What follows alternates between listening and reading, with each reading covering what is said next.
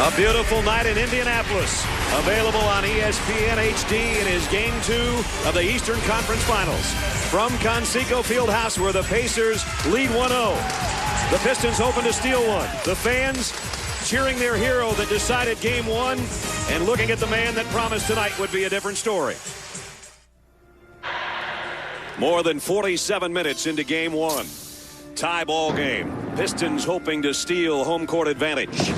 Setting the scene for the greatest clutch shooter of all time. With 31.7 on the clock, Reggie Miller got his half second. Here's the three. Got it! Sealing the win for Indiana.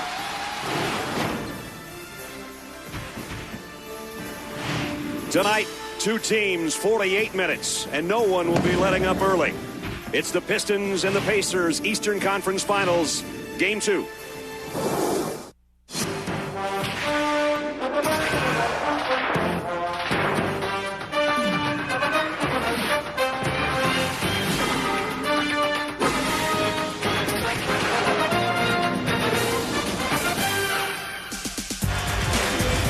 Over 18,000 with towels that say rock the house.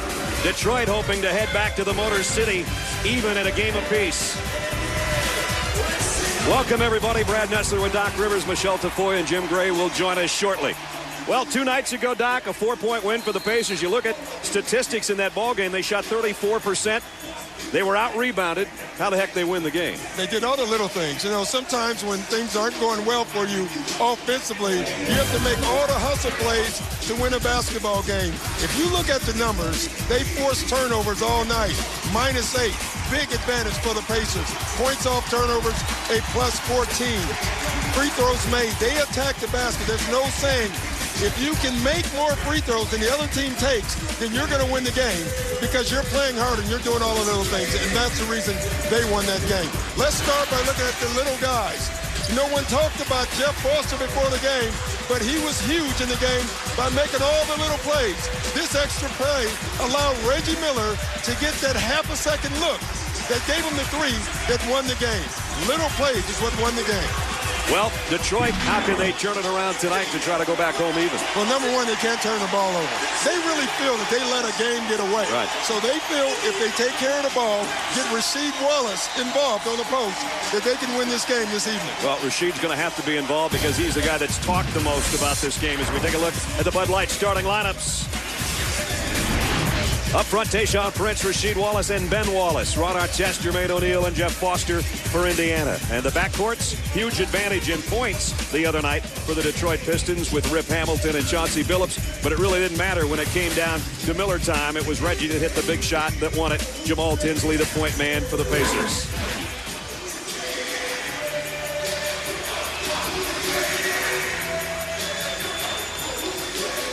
Bennett Salvatore, Jim Clark, and Tom Washington, the officials. Game 2, the Pistons hoping to even it before we head to the Motor City 2 days from now. And we're underway in front of a sellout crowd of 18,000 plus.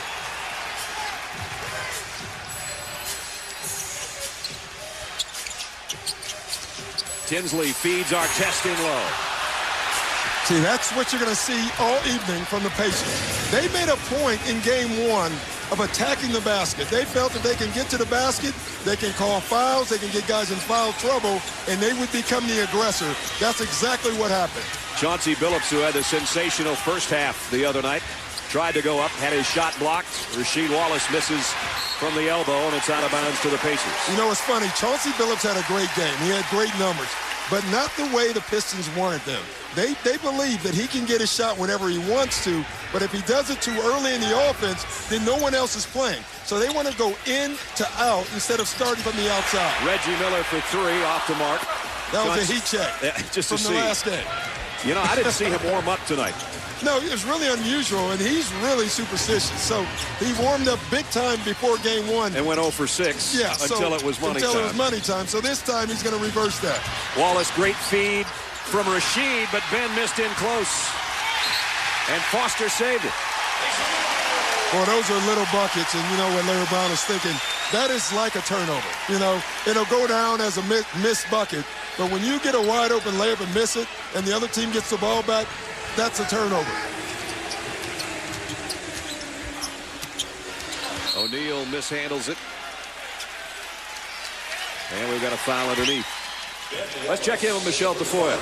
Well, Brad, you alluded to it. Right after losing game one, Rasheed Wallace guaranteed, quote, "I'm guaranteeing game two. The Pacers will not win game two." Now, he repeated that at practice yesterday, and while guarantees are usually a hot topic, neither his teammates nor his coach have been too upset about it. Larry Brown saying before the game tonight, look, I think we have to win this game. He's a guy who cares about the team and felt bad about the loss in game one. And the Pacers have also had a reaction. For more on that, let's check in with Jim Gray. All right, thank you, Michelle. Well, I spoke to Rick Carlisle, and he spoke to his team about that guarantee before the game. He said he wanted them to be aware of it, and he also said it has our attention. Now that it has our attention, he said, I like the way we've responded. Wallace misses it. Ben Wallace misses the jam and picks up his second foul in the process. And the second foul is huge. Absolutely huge. What they're going to say is he cleared out with the opposite arm. I got to tell you, that's a bad call. Ben Wallace has one foul. Rasheed Wallace picked up the earlier one. O'Neal leaves it out to Miller as he slips. Reggie on a flying 15-footer. Can't get it to drop, and neither team can find it in the first 2 minutes. No, they really can't. And it's funny, if you watch the game thus far, it's starting out a lot like game one. Detroit has had all the good shots so far. They haven't made them. Every shot's been very difficult for Indiana, but they're doing what they did before. They're going to the foul line because they're attacking the basket. Detroit has to find a way of attacking the basket a little bit more and getting to the foul line. Now, they've attacked it twice, they have, but they've come up 0 for 2 in both efforts. Reggie Miller hits the first point of the ball game. He actually missed a free throw in a two-shot situation late in the ball game the other day, and Larry Brown said, I think he was just trying to have the agony go a little longer that we were going to lose the ball game. Well, the locusts come around every once out of 17 That's years. right. So he can miss a free throw, too. It was a cicada free throw, huh? Yeah. Exactly.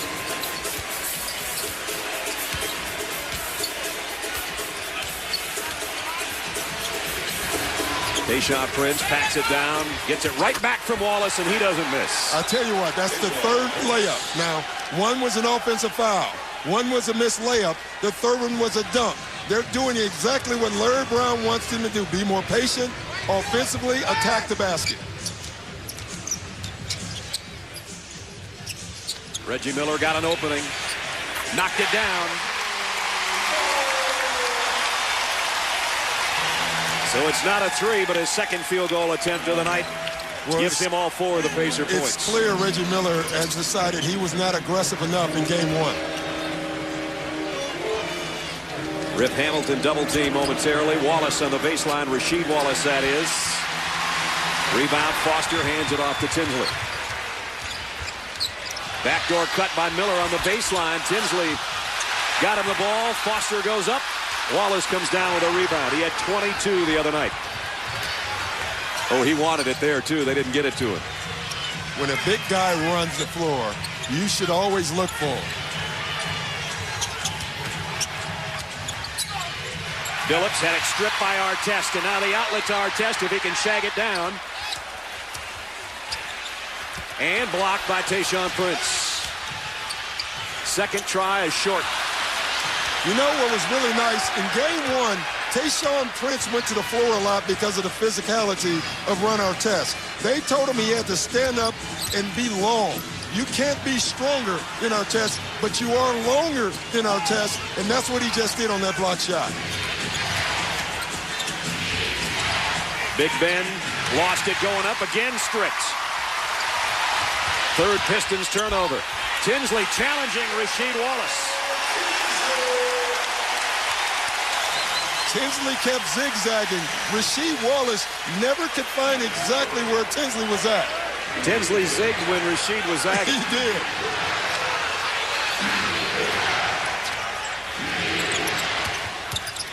Rip Hamilton looking for his first points. Prince keeps it alive on the backside. It's our test on Rasheed Wallace right now. We'll see him play as many as 3 guys tonight, probably. Now he's coming over to try to help on Ben Wallace, and there's a foul. And it's going to be on Ron Artest. And again, we go back to turnovers. The one thing Indiana Pacers did in game 1. Now look at the zigzag. Rasheed could not find them, but what they're doing is scoring points off of turnovers. That's how you win games, Brad, if you're not going to shoot the ball well. They got 21 points off the Pistons' turnovers in game 1. In the postseason, or at least in the last couple of games we've seen. Well, I found it interesting on that last play. You know, they know Rasheed Wallace wants to get involved in this game, so they're going to front him, they're going to deny him, they're going to make it very difficult.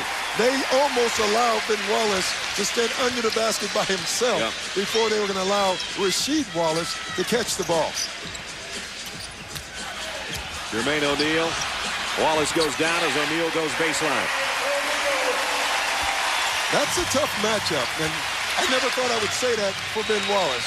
But when Jermaine O'Neal gets it low on the post, it's a very difficult matchup for Ben Wallace. We saw that the other night. And offensive foul.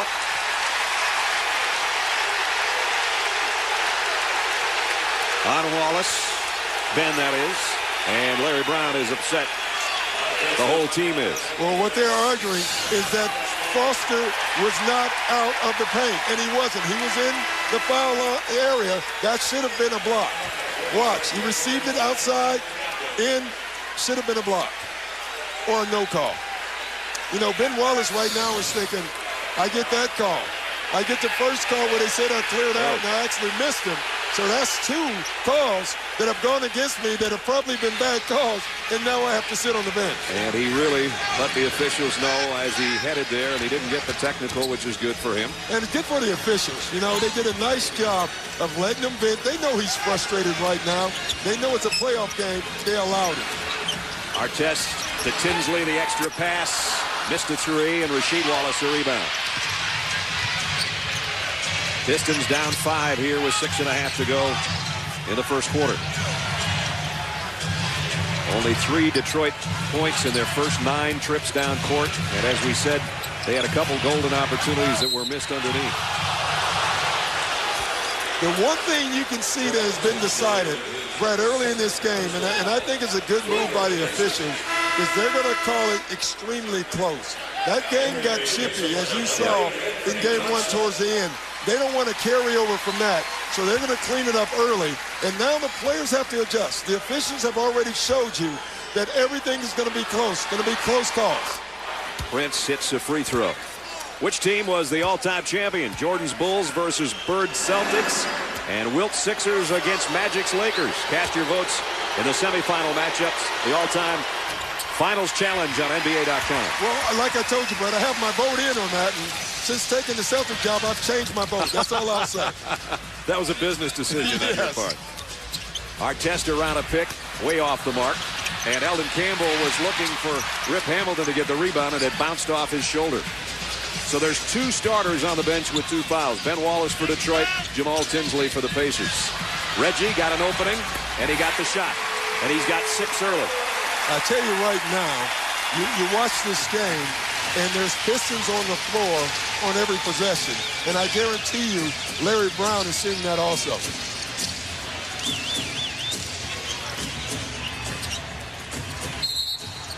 Now Johnson, who came in for Tinsley, gets tangled up with Billups, and he'll pick up the foul.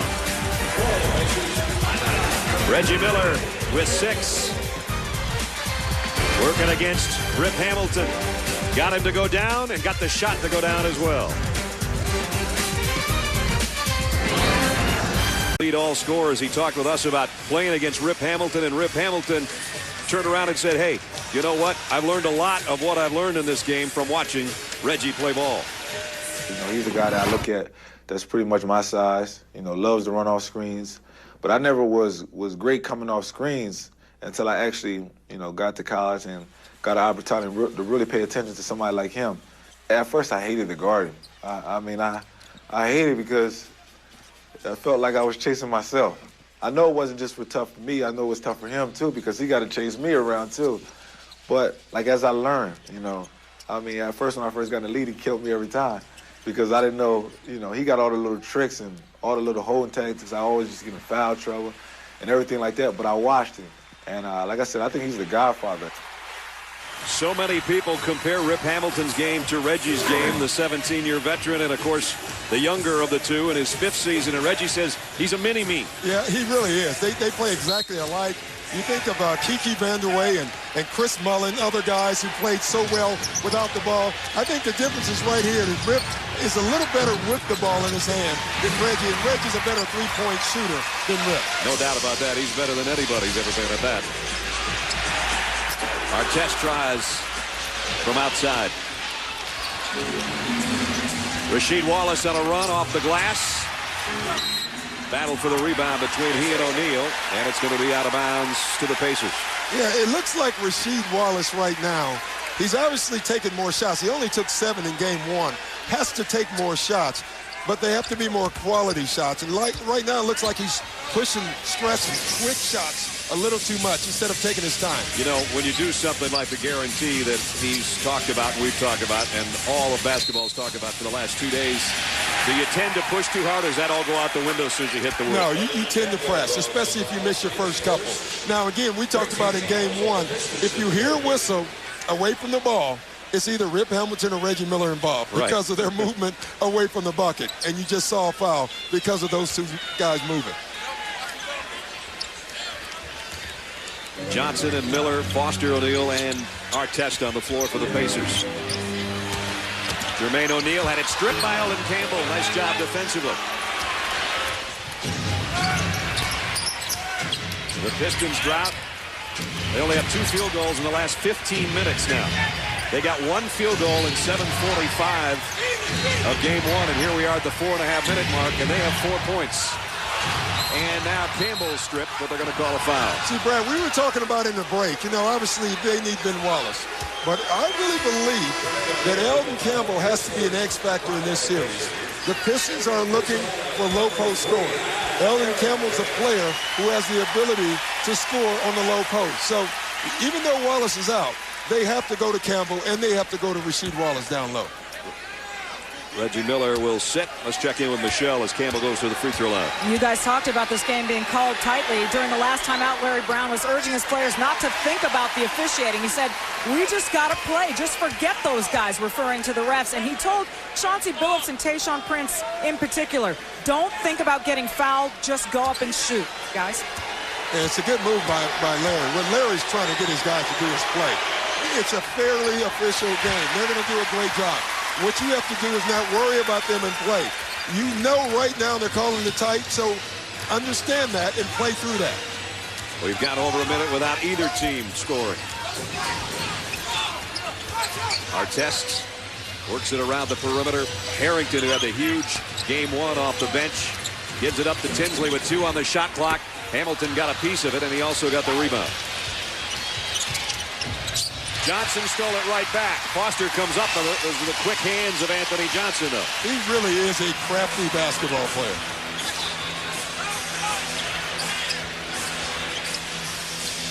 Artest will try the left baseline. He still can't find it from outside. He's become a much, much better outside shooter, but not in the early going of this one. O'Neal sends that one back from whence it came. That was a man dunk. A man block, rather. Whew. And Chauncey Billups with a steal, and now Rip says, catch me if you can this time. Boy, there's a lot of hand checks going on out here, and the ball's been loose the whole first quarter. It really has. I mean, you know now why both of these two teams are great defensive teams. They play with energy, they hustle, they get back in transition. And again, trying to strip that one. Campbell comes up with the foul.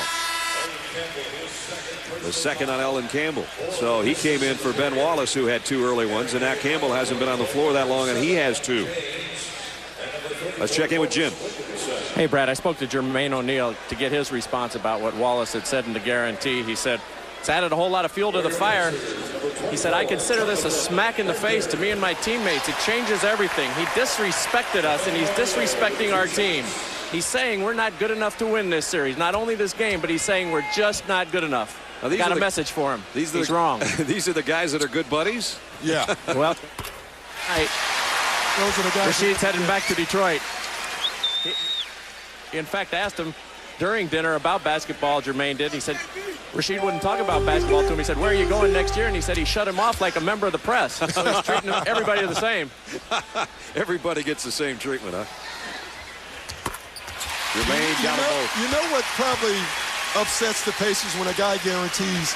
Usually when you give a guarantee, you're on your home floor. Yeah. It's rare that you guarantee a game on the visitor's court. I guarantee you that Rick Carlisle brought that part of it up. This is a home court where the Pacers haven't lost in the postseason, and they had the best record in the regular season in the Eastern Conference in this building. They lead by 6 right now. I'm Keith Moody. I'm Elizabeth Moody. Newly married, 2.5 hours. You're watching the NBA Eastern Conference Finals on ESPN. They will not win game 2. And you heard that from me. Y'all print whatever the hell y'all want. Y'all put a front page, back page, middle of the page. They will not win game 2. Ain't no more to be said. We will win game 2. Teammates have any reaction? We will win game 2. Rashid's been known for some of those words of wisdom. In Atlanta, his one-day pit stop's the only place he hasn't made comments like that. But if you go back in the past, Rashid has been known to have some of those wonderful words for all of us, especially all of us in the media. So with that in mind, we put together Master Sheet Theater, The Wisdom of Rashid, Volume 1. For all of you that don't know what CTC means, that means cut the check. So as long as somebody cuts the check, it's gravy with me. Also, when he was with Portland, some people say I'm mean and this and that. On one hand, that's cool. That keeps away all the riffraff and the bugaboos. Oh, the bugaboos. Yeah. Then after one of the games, the Trailblazers, he just said 4 times both teams played hard. That was his quote for the media, and that was it. That's all they were getting. Both teams played hard, man. Both teams played hard, man. And then Volume 4 here in Detroit. You can put it on the front page, back page, middle page, wherever the hell you want to put it. They will not win game 2. Wow. You know, if I But you know what? He has no field goals in the last 33 minutes of play. Exactly. Yeah, and that's where, if you're going to talk the talk, you got to walk it. You got to walk the walk. Yeah, there you go. There's a lot of time in this game, and I do think Rashid is going to make a better effort at getting involved, especially down low in this game. He has to. Great timing on the sign, exactly what you were talking about.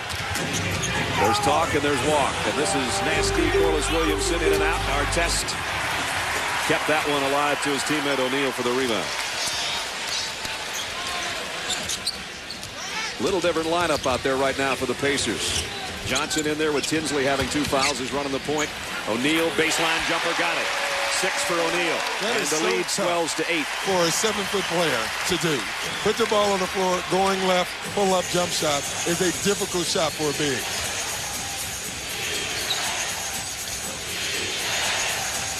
Mike James in for Detroit. Along with Williamson, Rasheed Wallace from 17, in and out again.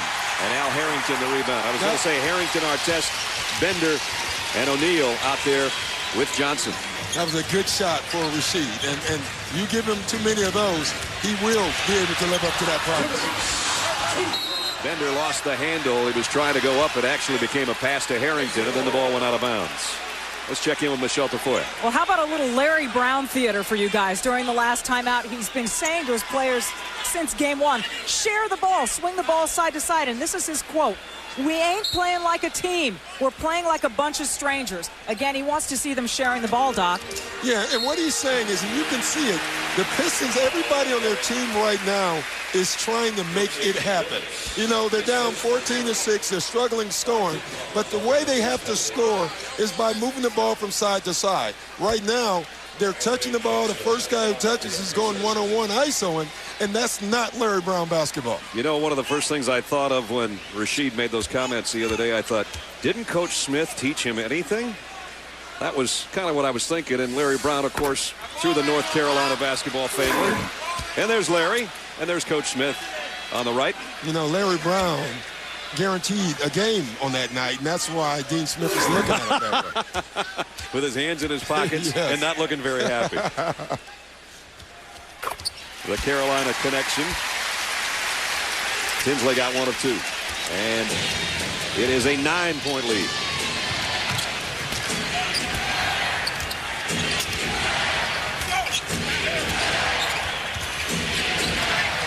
Wallace asking for it, got it, and still got a pretty good turnaround jumper and missed it.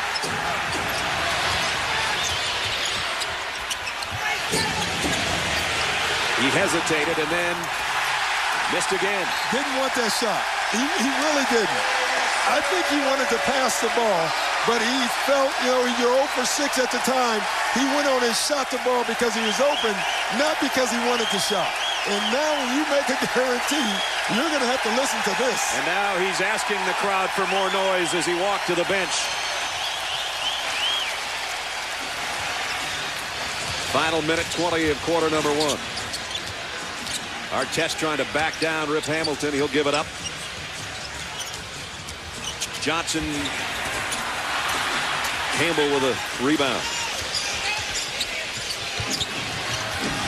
The Pistons have 6 points with a minute remaining in the first quarter. Rasheed Wallace on the bench next to Ben Wallace now, and you heard the crowd react to him as he went to the bench. This is what the crowd got. Well, Brad, I don't know if he needed to do that. I don't know. They were going to get on him anyway. He's on his own. You know what? That's fine. I think if you're Rasheed Wallace, you say, so what? I've already said it now. Yeah, I've already said it, and I'm 0 for 6. Yeah, it's going to get better. And now I'm going to have to live up to it. Right now what stands out to me with the Pistons is Rip Hamilton has really not been involved in the offense. And I think he is one guy that they can get off, and they must get off. I think they focus so much on pounding the basket, posting the ball, that they forgot about their best scorer on the team. Memo Okur hit both free throws, and we're under a minute. 7-point Pacers lead. Bender. Wow, that was a long step, but he lost the handle. He's done that twice now. Once he had it stripped. That time it just took off his hand on its own. Good look. Campbell underneath. Great pass from Williamson. See, Campbell is a factor, Brad, and he's playing some nice minutes right now. Now, as bad as things are, they're down 5 points in the first quarter. No the big Pistons damage. and Larry Brown have to be thrilled to death right now. You talked about Eldon Campbell. In the regular season, he averaged 10 points and 5 rebounds in the series in the regular season matchup with Indiana.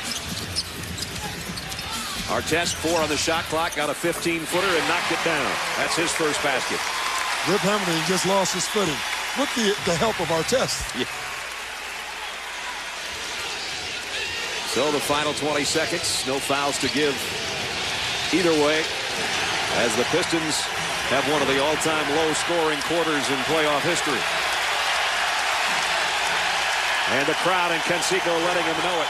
Hamilton, 2-pointer for Rip. Artest got caught playing zone defense instead of man-to-man defense on that. So Rip took up and got the shot. Artest from midcourt. And the Pacers at home have the lead in Game 2 of the Eastern Conference Finals. The Pistons tonight, 4 points from Hamilton. Rasheed Wallace and Chauncey Billups have yet to score. A low-scoring 12 minutes to say the least. But the Pacers on their home floor right now holding their home court by 5.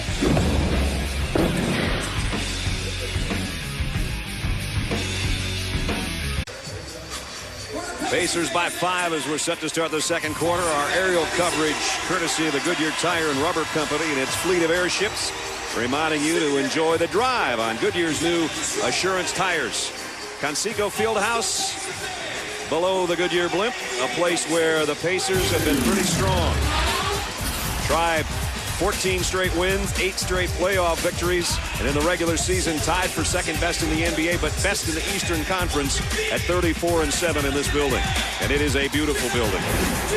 And a lot of folks here with those towels that say rock the house.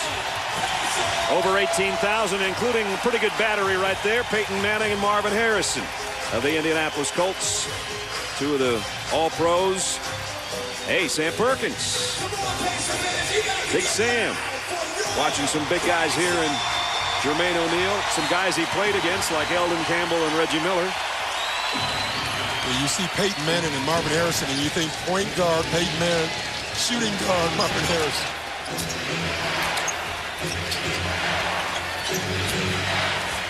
Here's Eldon Campbell. Harrington with a rebound.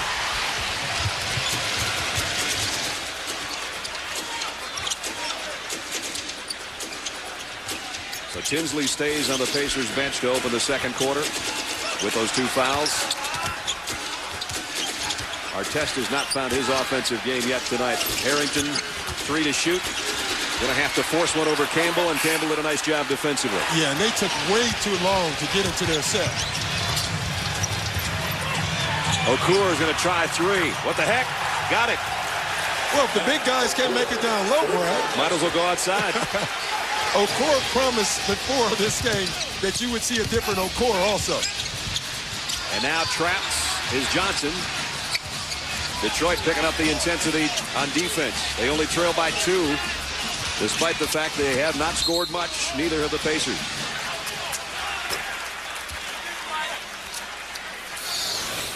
I mean, you look at Mimic Okur, he can make this shot. Yep. He's very comfortable taking the three-point shot, and he made some comments after game 1 as well. Didn't guarantee anything, but he did guarantee that he would play better.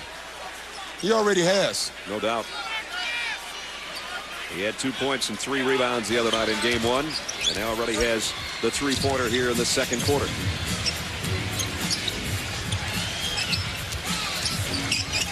Bender has driven himself into some traffic several times tonight. Johnson lights it up from outside.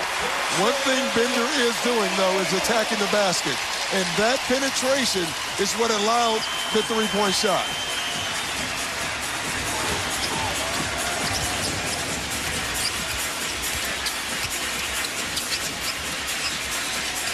Corliss Williamson trying to muscle Bender inside. And he got it. Corliss Williamson's first basket.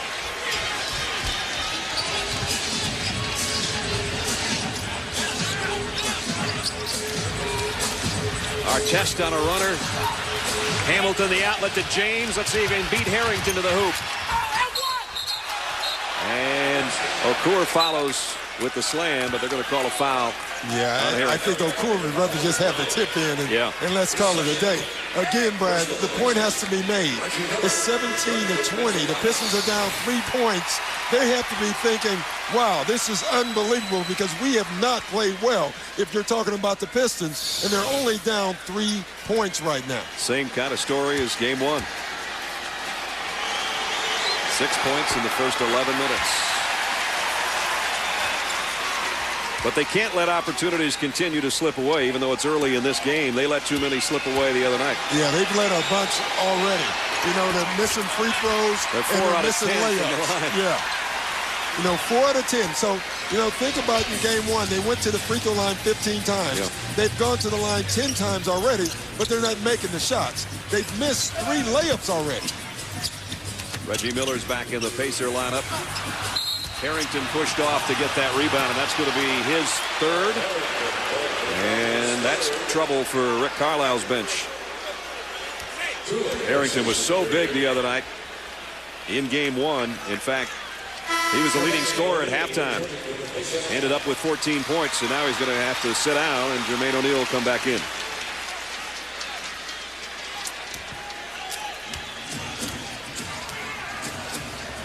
Nine and a half to play first half. Brad Nessler, Doc Rivers, Michelle Tafoya, Jim Gray. Game 2 of the Eastern Conference Finals. Corliss Williamson is fouled by Bender. You saw the energy from Indiana in that first 8 minutes of the first quarter. Now it's starting to change a little bit. You're looking at Detroit getting themselves emotionally back in the game.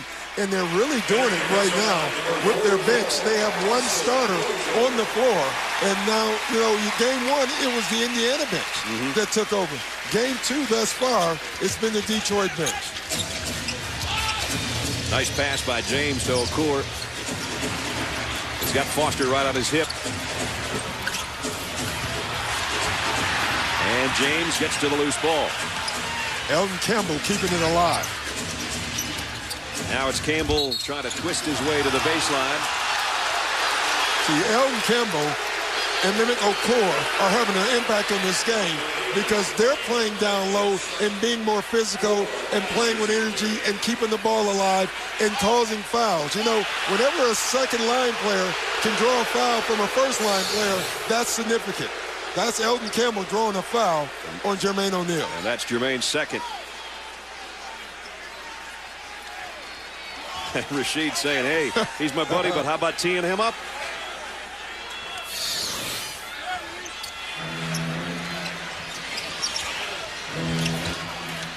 Corliss Williamson off the glass. So it's the Detroit bench. O'Neal couldn't come over. He's worried about the foul. He has 2 fouls, so he had to allow that shot instead of staying aggressive. That's what fouls will do to a basketball team. Rick Carlisle's seen enough. He calls a timeout. With 8:56 remaining in the first half, the Pistons right back in the thick of it. Their bench doing the job. They trail by only 1.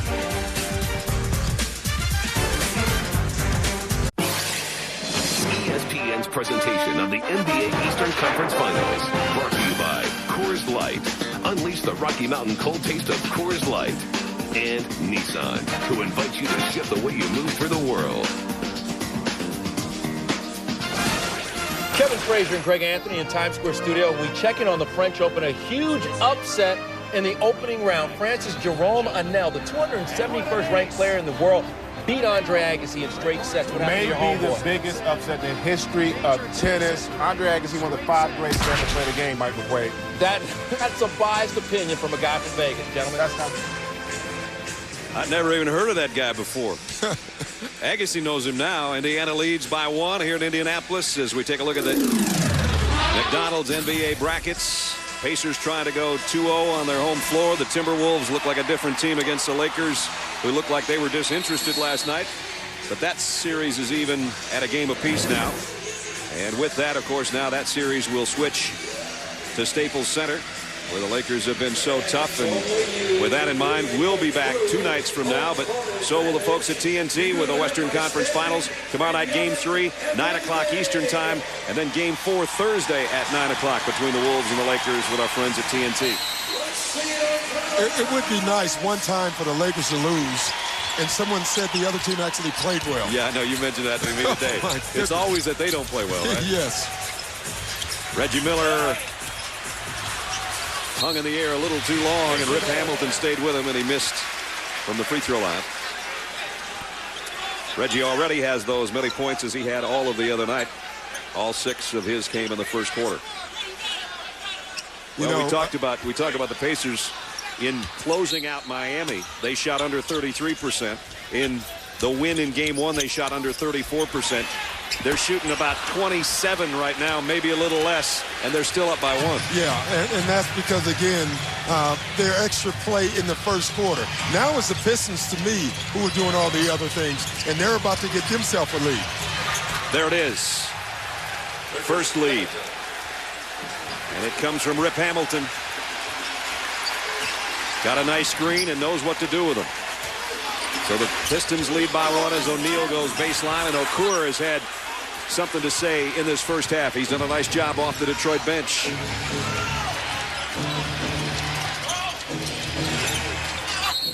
Corliss Williamson cutting to the basket. He draws a foul. Let's check in with Jim. Hey, Brad, before the game, I spoke to Rick Carlisle in his office, and he said he thought tonight's games would be in the 60s, that the winning team would have a 6 in front of it.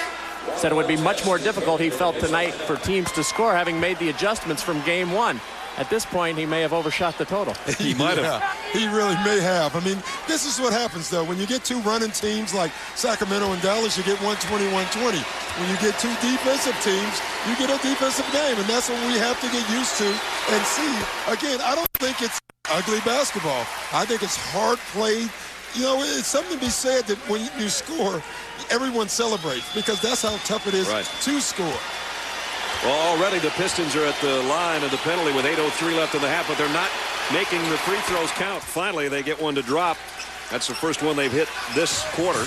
But, you know, you look at the Pistons again, Brad, and there's a reason that 4 of the bench players are on the floor, and it has nothing to do with fouls. Larry Brown is going to stay with the group that's playing well right now, and right now that's his bench plus Rip Hamilton. Artest missed a 3, but Foster with the offensive rebound gets it back to Artest. Now O'Neal is fouled and 1. And that's 3 on Campbell. See, and Campbell has played terrific. And now Larry Brown has to make a decision. Again, this is just like a turnover, a second shot, and now a 3-point possibility. Jermaine O'Neal, 8 points to lead the Pacers in scoring right now. And he talked that one in. So Indiana goes back in front with 7:40 remaining in the half.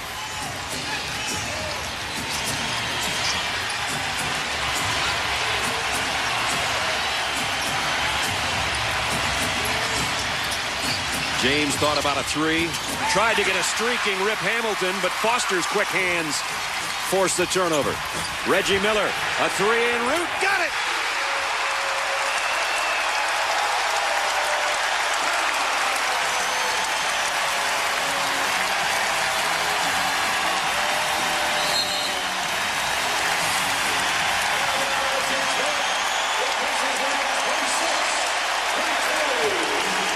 He might be getting older, but this never gets old to watch. No, it doesn't. And I don't think you're going to see Reggie Miller taking shots before games anymore, because he came out pretty aggressive this evening, and he is really feeling it. With 7:07 left in the half, Pacers. Larry Bird just saw his 38-year-old star, who's one of the greatest clutch shooters of all time, knock down a 3 that knocked down the house again. And where does Reggie rank in all of it? Well, he's hit more three-pointers in the playoffs and more three-pointers overall than any other player in the history of the game. Reggie Miller, 293 with that last one. 2,738 points in the playoffs, 9th all-time free throw shooter. And as I mentioned, all-time leader with over 2,400 career three-pointers in regular season play. James got one to go. Boy, that thing just died on the rim. Well, there was some snow on the top of that ball. He really got it up there, didn't he? He put it up in the air. You know what I get asked the most about Reggie Miller is, how does he get open so much? I mean, we all know he can shoot. Who is leaving him every game? O'Neal missed a 15-footer. And Foster, another offensive rebound. Well, like Rip Hamilton said in that cut that we had earlier, he's sneaky. Reggie's got all the tricks, and he knows how to get open. He does. He has all the tricks, and he also knows where to play and where to float and where to spot up. And the guys with the ball also know where he's going to be. Right. So they're always looking for him. And like he said before the game, if you give me a half a second, that's all I need.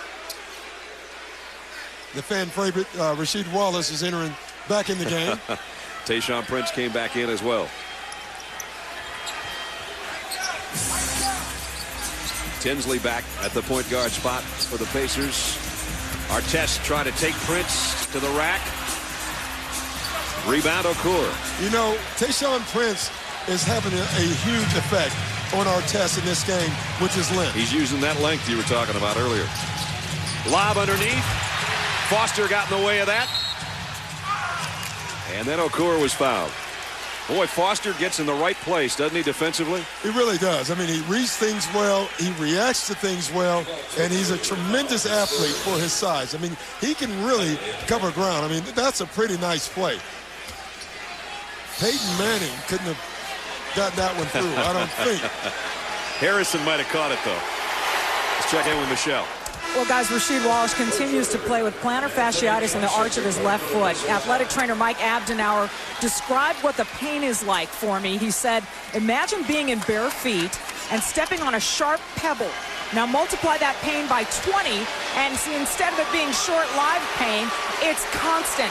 The tape job you see on Rasheed's left foot is designed to provide support and give relief, but his injury is one more reason that Larry Brown really needs Eldon Campbell and Mehmet Okur to play well, Doc. Yeah, I agree, Michelle, and they did in this first half. So Larry Brown got what he wanted out of those two. Now he has to get something out of Rasheed Wallace. He's out there. as O'Neal has his shot blocked by Okur. Chauncey Billups hasn't scored in the last 35 minutes of play dating back to game 1. Here's Rasheed Wallace off the glass. That might get him going. You know, his last 3-4 attempts have been good attempts. They haven't gone in. Rasheed Wallace is not shooting the ball well, Brad, but he's involved in this game. Talk about droughts. That's his first field goal in the last 36 minutes. So we're talking about Chauncey having trouble scoring. Rasheed, the same story, but he's given Detroit its biggest lead. They're up 3 with 5:20 left in the half. Johnson with a shot clock winding down, launched a 3. And now the Pistons have the Pacers a little bit on their heels. It was a terrible first 11 minutes for Detroit, but they're warming up. Billups gave up a 3. Wallace from the elbow this time. Boy, they pass up some good shots right there. Chauncey Billups gave up a beauty. Artest reverse layup. Artest needed that one to go. Yes. He'd really been struggling, too, from the floor. 29-28 Detroit. Trying to even the series before we head to Michigan in 2 days. Billups goes down. No foul called. Ball goes aimlessly out of bounds. I mean, this is our test right here. Noticing that no one's back but one. One-on-one situation, me against a big, I can beat him to the bucket. And he really loves that shot. He's using it more and more.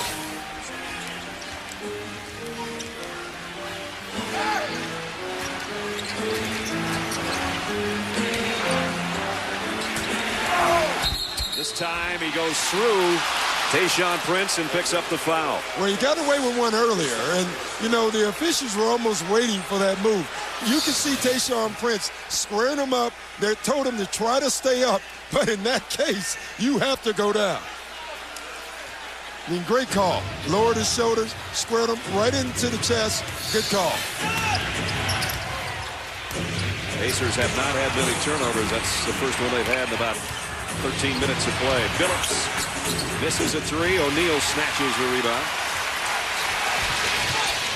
Chance for the Pacers to regain the lead. O'Neal's open. Boy, he worked inside. He knew where he wanted to go, didn't he? That's really nice when you see players do that. It wasn't the shot that he wanted, the first one. So he got to the spot on the floor where he wanted to take the shot, not where the defense wanted him to take it, and he makes it. It was only one dribble, and it was only about 3 feet, but he knew where he wanted to get, and he's given the Pacers the lead back. Okur, tough catch on the baseline.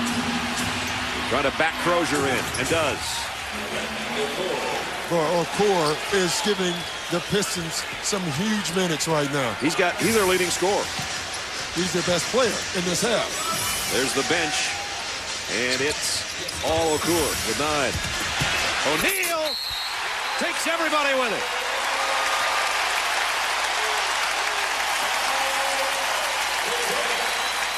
It's rare that you will see a Piston late in recovery, but here it is. Okur shows Tayshaun Prince had his back to the play and reacted late.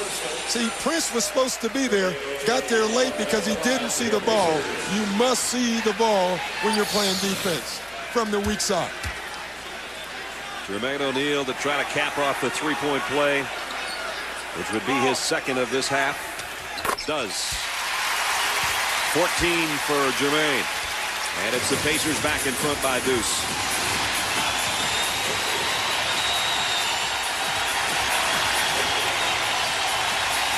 Fans asking for some defense. I'd say we've had defense from both teams, wouldn't you? Oh, there's no doubt. Prince on a runner.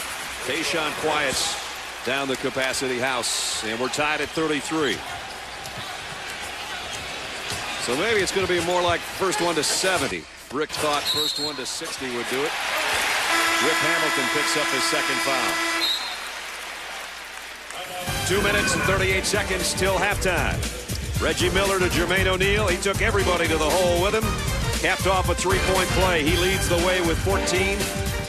And with a little over 2.5 in the half, we're tied at 33.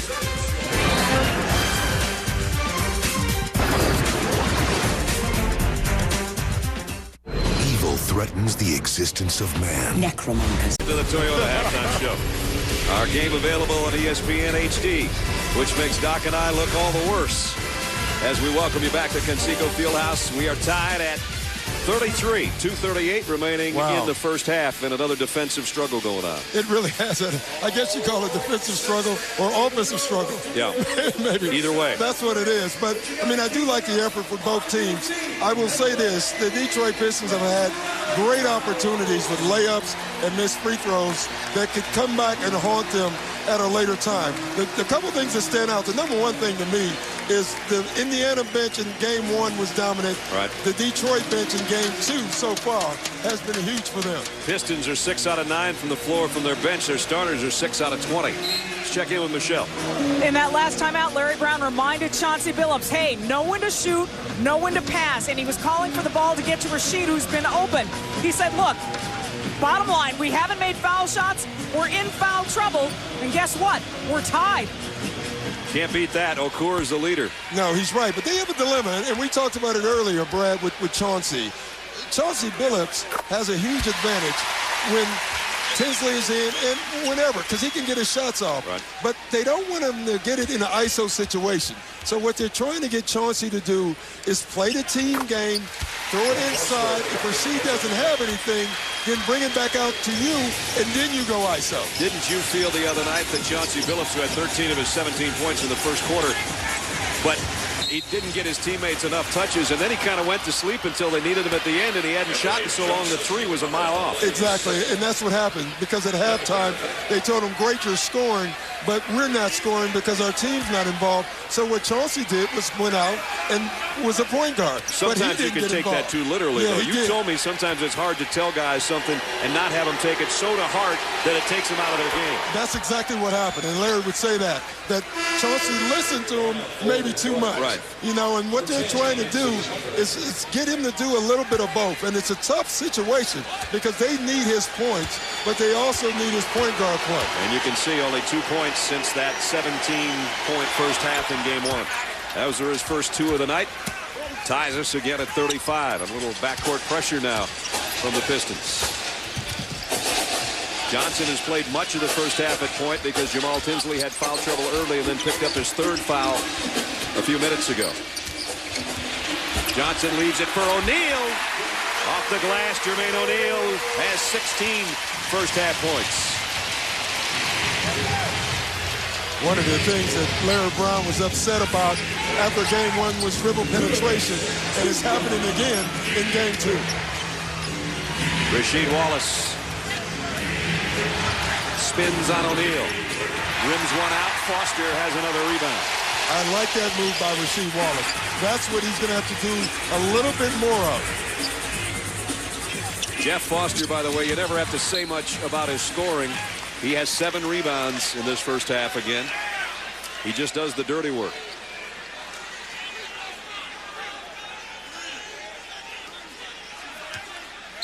Foster, who had the key layup and then the tip out to O'Neal that set up Reggie Miller's shot in game 1. There's a Pacer turnover, only their 5th of the half, but an untimely one as they led by 2 with a minute and a half to go.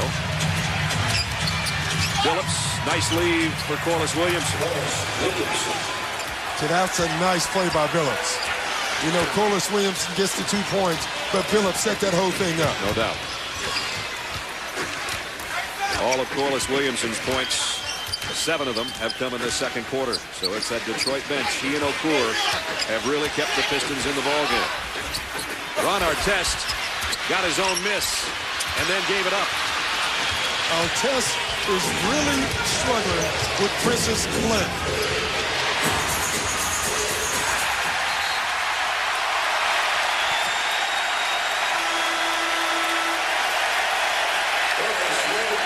Corliss Williamson with a foul.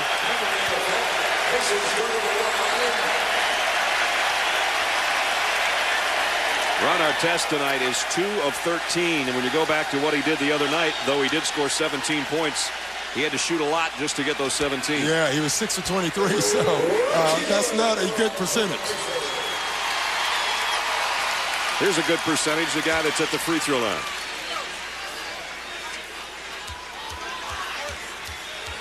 Reggie is 4 for 4 from the stripe tonight. Make it 5 for 5. We're going to take our show on the road to the Motor City on Wednesday night. Game 3 of the Eastern Conference Finals. The Pacers and the Pistons. Our coverage gets underway at 8 with the key NBA shoot-around. The NBA playoffs Wednesday right here on ESPN. Oh, Reggie Miller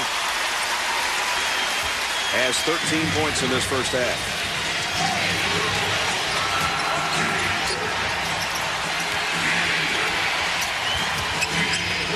Phillips again threaded the needle to Williamson. This time he missed it. And Foster with another board.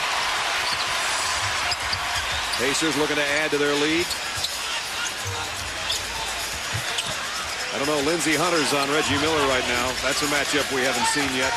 There might be another rub coming here someplace to get Reggie open. Or maybe he'll try to create it himself right here. The shot goes! All size. Reggie Miller knew. I'm bigger than Lindsey Hunter. I can shoot over Lindsey Hunter. And you saw it, Brad. The Pacers will have the halftime lead at home again.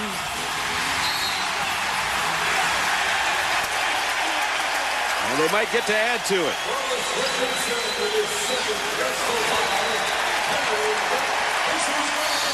The offense was broke.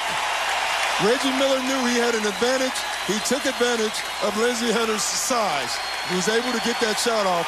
And like Reggie Miller said, he didn't need much room. And now Reggie's asking the crowd for maybe just a little bit more noise.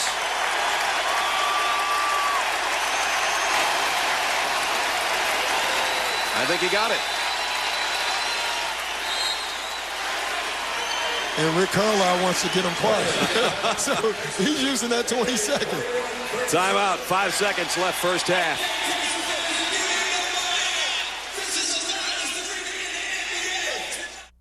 Evil threatens the... To the half at Conseco in Game 2 of the Eastern Conference Finals. Pacers will have the halftime lead. It's just a matter now of by how many, as they'll go to the free throw line. You know, you're at home and you're wondering, why would Rick Carlisle call a 20-second timeout? Well, this is why. He would lose it anyway.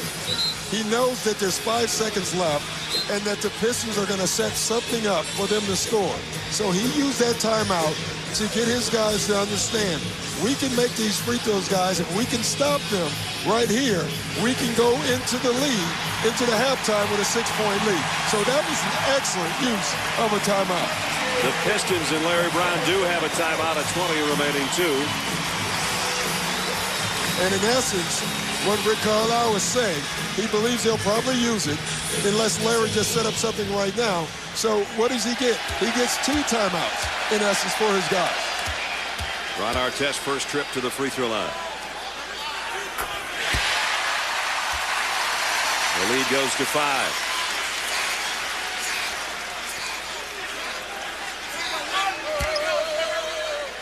The Pacers are 12 out of 13 from the line, Doc. That's how they won the other night. Better free throws. And better free throw shooting. And not as many turnovers as the Pistons.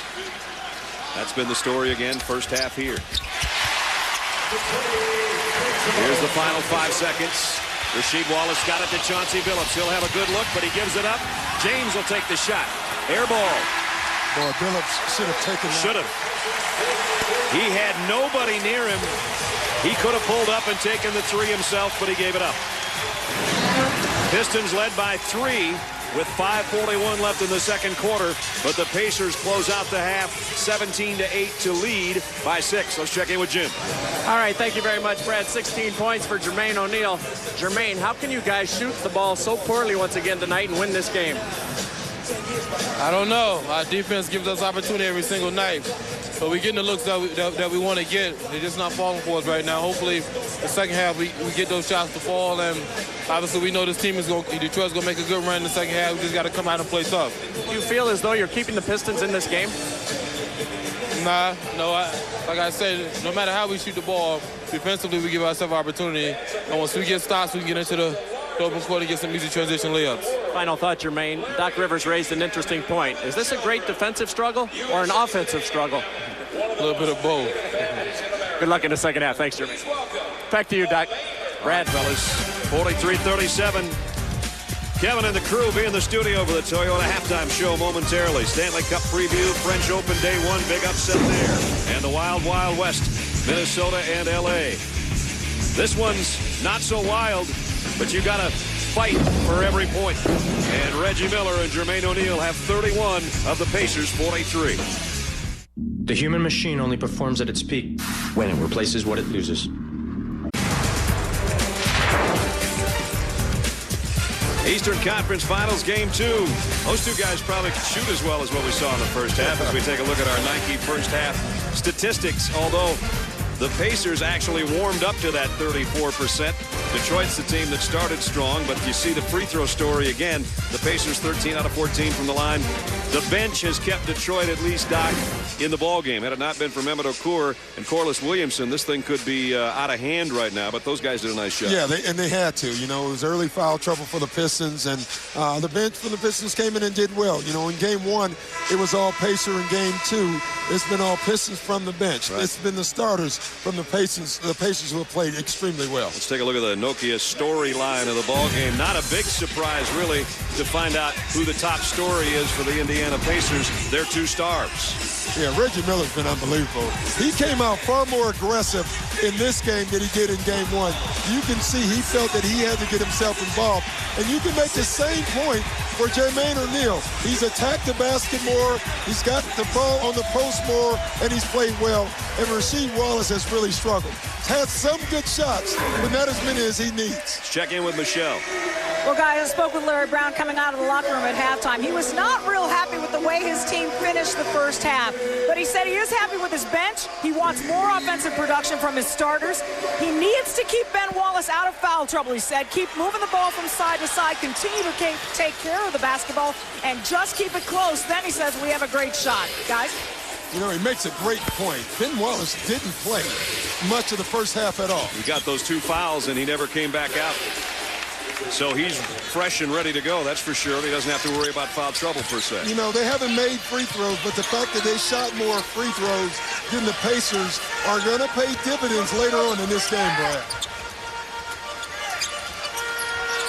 Pacers have their starting 5 on the floor, including Jermaine O'Neal. Squares up against Rasheed Wallace and missed on the baseline. And Hamilton, who had the first basket of the quarter, has the first rebound for the Pistons. And so you can see the intensity's picked up for Detroit here in the opening minute. Let's check in with Jim Gray. All right, Brad, I spoke to Rick Carlisle. He said, I'm very happy that half is over. We all are. We were frustrated with the fouls, frustrated with the way we shot the ball. He said, I told my team we've got 24 minutes left. We're lucky to have a 6-point lead. Take advantage of it. I don't know if they can win shooting 34%, but we said their last 2 playoff games have been under 34. Here they are, right? They got the Pistons right where they want them. Shooting 34%. They really do. And we make the point, you know, Brad, I'm sitting here watching this game, and there has not been a lot of easy shots in this game. So, you know, it's bad offense in one way, but to me it's great defense. When you got a hand in the face on every shot, you're not going to make a lot of those shots, and that's what you're seeing thus far. And that's the way it was in Game 1 on Saturday. So here the Pistons have the first 4 points of the third quarter, and they cut the lead down to 2.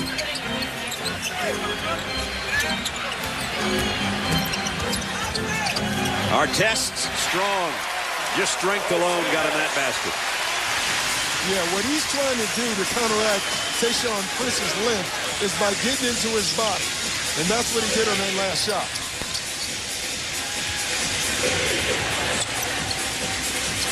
Wallace, Rasheed Wallace, with 5 on the shot clock.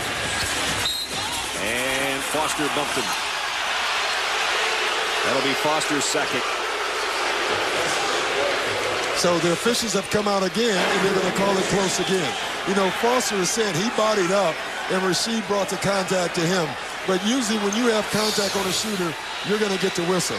See, Foster is saying this: I slid my feet, I beat him to the spot, and it was Rasheed's contact that initiated it. The officials are saying you bumped the shooter, and we have to make that call.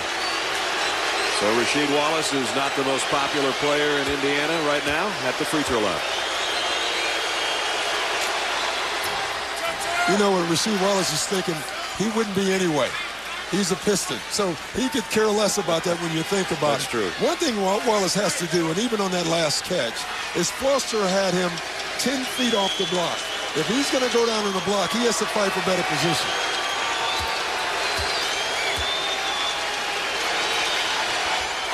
Got them both. Wallace with 4. And a 2-point game again. And Anthony no Johnson and Jamal Tinsley. That got kind of lost at the beginning of the game. The first foul of this quarter was called on Jamal Tinsley, and he's on the bench with 4. So we're going to see a lot more Anthony Johnson, much like we did in the first half.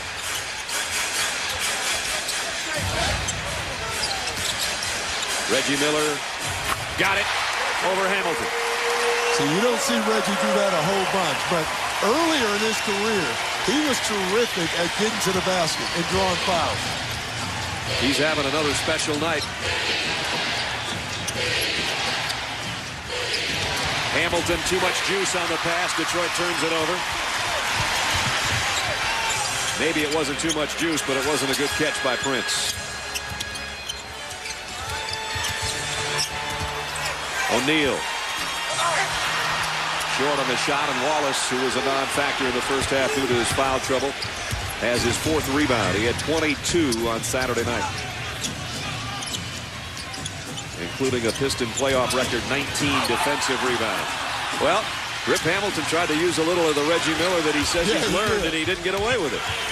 He didn't get the shot, got away with the push. Miller looks at the clock, looking for a pick from O'Neal. And trying to lob it back to him, had it knocked away by Wallace.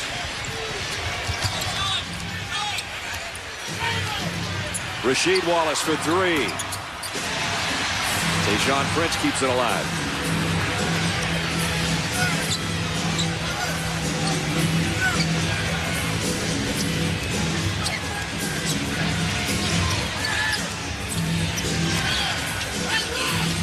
Hamilton lobs to Wallace, and he almost lost the handle. You can see it happening, Brad. Jermaine O'Neal was more focused on Hamilton on the post than his own man. He lost sight of it. Ben Wallace saw that and got the dunk, or the layup, or whatever you call that.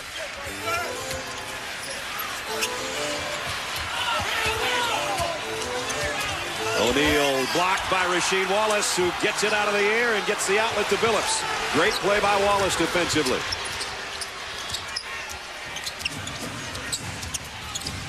Chauncey Billups with the left hand almost tied it up, but it rolled off. Boy, he got all the way to the basket.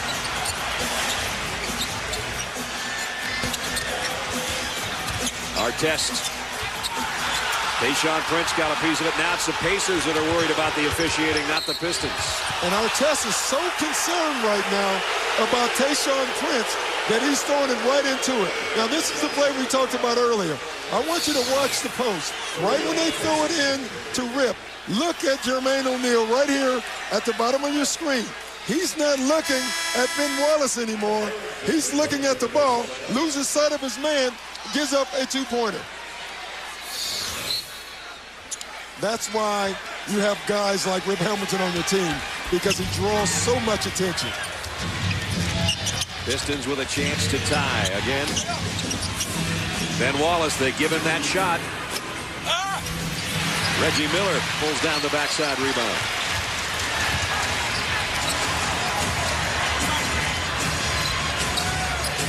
Miller and Hamilton really going at it. And a foul on Hamilton. They really are. I mean, it's funny. They thought it was cute in the first game. You know, oh, we like holding each other and grabbing each other. Now they don't think it's funny anymore because they're both doing it to each other. And right now, the teacher is getting away with more because he's better at it. Teacher beats the student that time on the pick by O'Neal. Look at his face. I mean, he's just trying to draw attention. Artest has not shot well from the outside tonight, and he gave up one there. He'll take it strong anyway and had it blocked again. There's some shot blocking going on. It's not the variety that knocks it out to the second row, but everything's contested. I mean, Brad, it's not bad offense. The guys are getting to the bucket. They're making great plays, but the defense right now is better than the offense. The Pistons have 10 block shots in the ball game that has 7 minutes to go in the third quarter. Rasheed Wallace wide open again. Got it. See, when you get an open shot, uncontested shot, guys make it. You're just not going to get a lot of them in this series.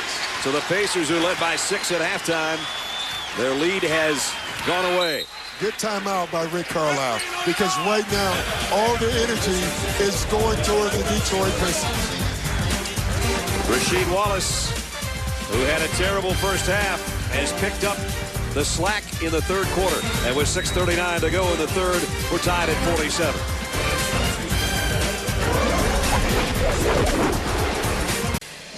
ESPN's presentation of the NBA Eastern Conference Finals, brought to you by Motel 6. For the lowest rate of any national chain, call 1-800-4-MOTEL-6. And Nike.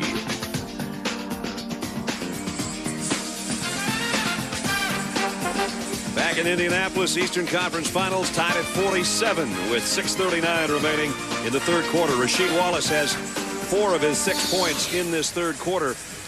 Here he is with Jeff Foster with a hand right on his head. Yeah, that's called a face guard. There's no doubt about it. And Rasheed wanted to talk to the officials about whether or not Jeff Foster can get away with that.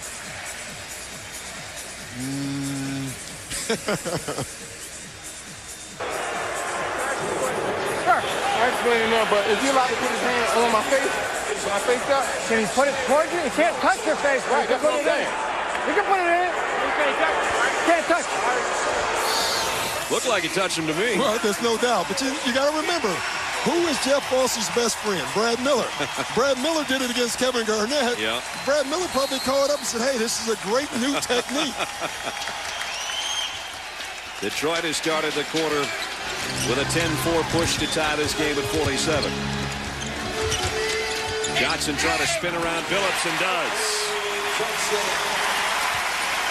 Nice job by Anthony Johnson. Yeah, he's giving them big minutes because Tinsley's in foul trouble.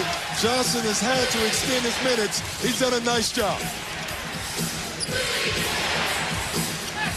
Wallace has been the man this quarter, and he continues to be. Every bucket he makes is good for him, but good for his whole team. Yeah. Because they know that's the guy who made the guarantee. He's giving everybody on his team confidence right now. Anthony Johnson trying to pick and roll with O'Neal, and Chauncey Billups stepped in to swipe that one away. Wallace again. He's the man right now. Great find. See, Chauncey Billups could have taken that all away. He knows he has to get Rasheed involved also. That was an excellent find by Billups. Rasheed Wallace has the last 6 Piston points, 8 in the quarter, 10 for the game, and he's given his team the lead again. See if Reggie Miller will be the guy to take it back. Our test is 9 for 39 through 2 games, and he just had another shot block. Well, Brad, you see what he's doing? Instead of going up for the bucket, he's more concerned about putting the ball into Tayshaun Prince, and is really throwing his game off right now. He's 9 for 40 in 2 games, if you count that last miss. And he just turned the ball over. Pistons with a lead, chance to stretch it. Billups saw a little avenue and goes in, and he's called for the foul. Reggie Miller held his ground. And again, what the Pistons are saying, they're asking, was he in the restricted zone? Too close to call for me. At least from our angle it was. You can see at the bottom of your screen. Yeah, see, that is a block.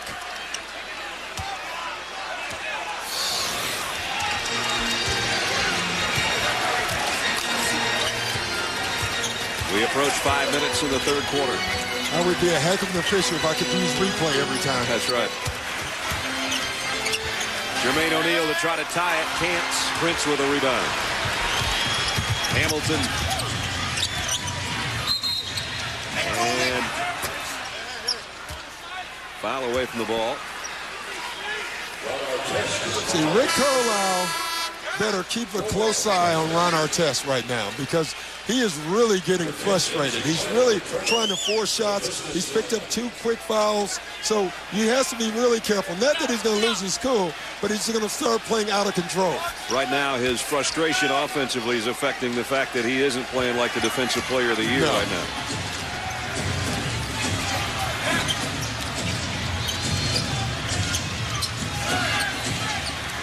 Rasheed Wallace, the Pistons know he's the man with a hot hand.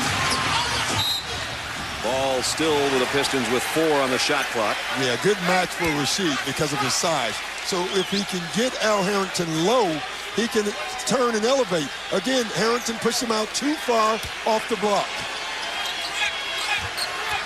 They lob it into him. He knows he's got to shoot and shoot in a hurry.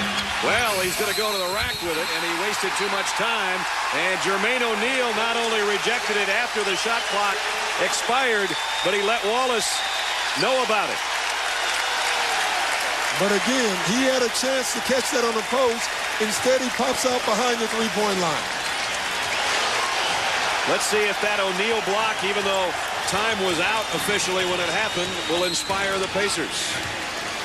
And Hunter picks up a foul. Look at Rip Hamilton on the bench right now. He's upset at the last call. Now watch this. Already. That's as clean of a block that you will ever see on a dunk. Not only. No body, all hand-to-hand. I mean, that's excellent. And it sends your opponent to his butt, which is even more demoralizing. And it was Rasheed Wallace. And it was Rasheed Wallace, his old friend. And it was Rasheed Wallace who's had the hot quarter. All that being said, it's still the Pacers trailing by 2. Rip Hamilton got that call. I'm telling you, on the last time they called the foul on Lindsey Hunter, Rip Hamilton jumped up from the bench and started yelling, "Hey, wait a minute.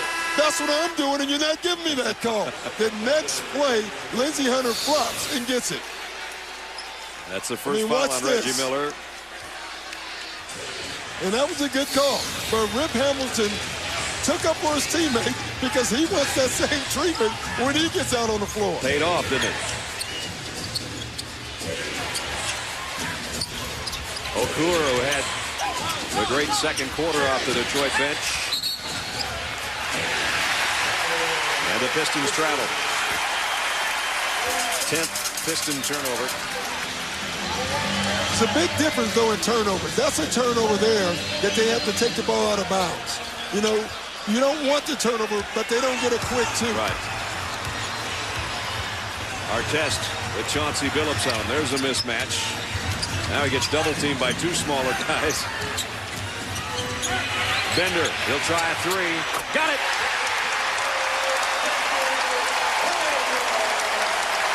Well, that kid can shoot the ball.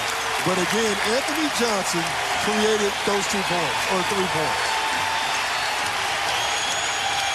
Detroit has turned it over their last 3 trips. They've turned the lead back over to the Pacers. And we're under 3.5 in the third. Prince, partially blocked by Bender. Here comes our test. And he'll wait for his friends.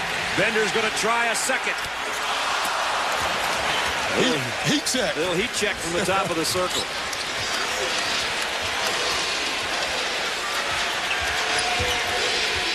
Tayshaun Prince got Bender in the air. Well, Bender is so long. And that was great recovery. Now, since the block shot, the Pistons have not scored. And the intensity of the Pacers is definitely picked up.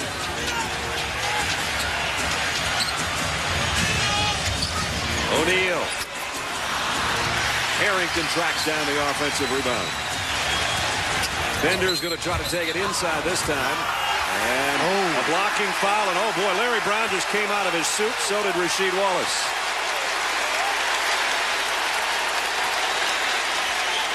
Rasheed Wallace better be careful. I didn't know Larry could still move that fast. I tell you what, he's pretty quick. He's pretty quick. He's 63 years young, and that's as quick a move as I've seen from him in a while. Bender lays in the shoulder. Prince with a foul. The bench with a reaction. Pacers up by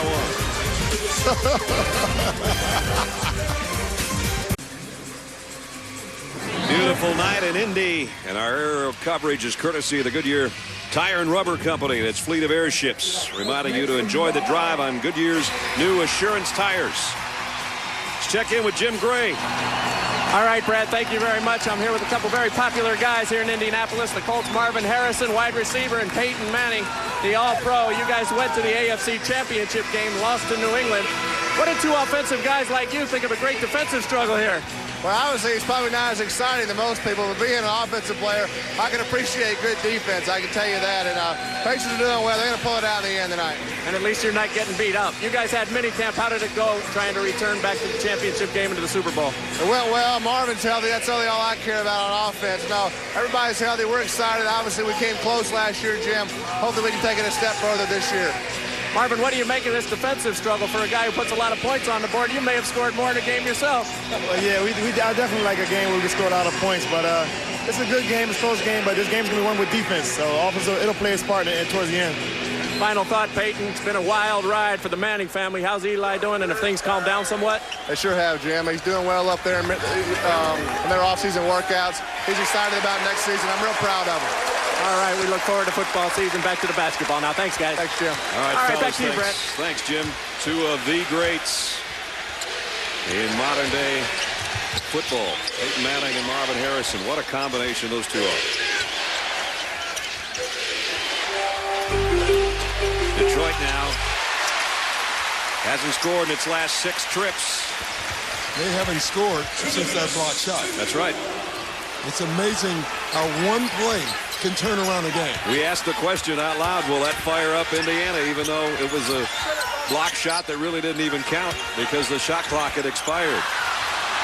Pacers give it back, though, as we're under 2 minutes in the third quarter.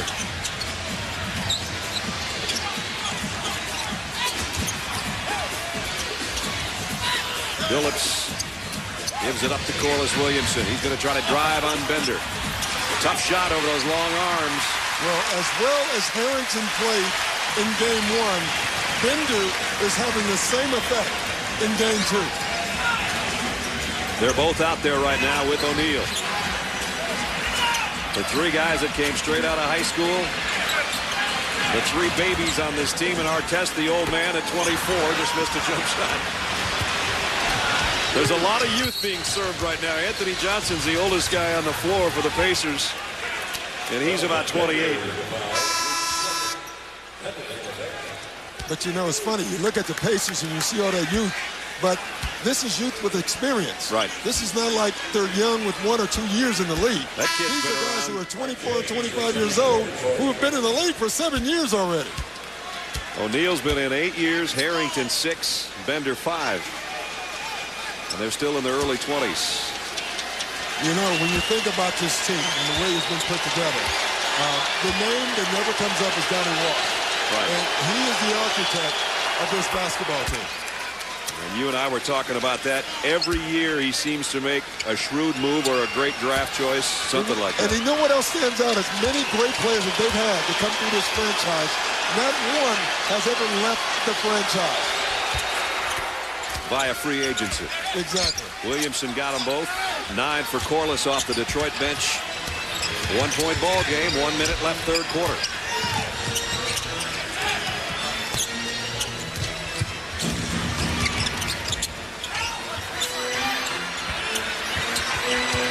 Harrington trying to go up and around Okur, and Ben Wallace sends it out.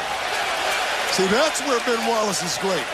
He's a good defender on his own guy. He's a great defender when he can come from the weak side and swat shots. I mean, that is an amazing block shot. That is a team playoff record for Detroit. 14th block shot tonight.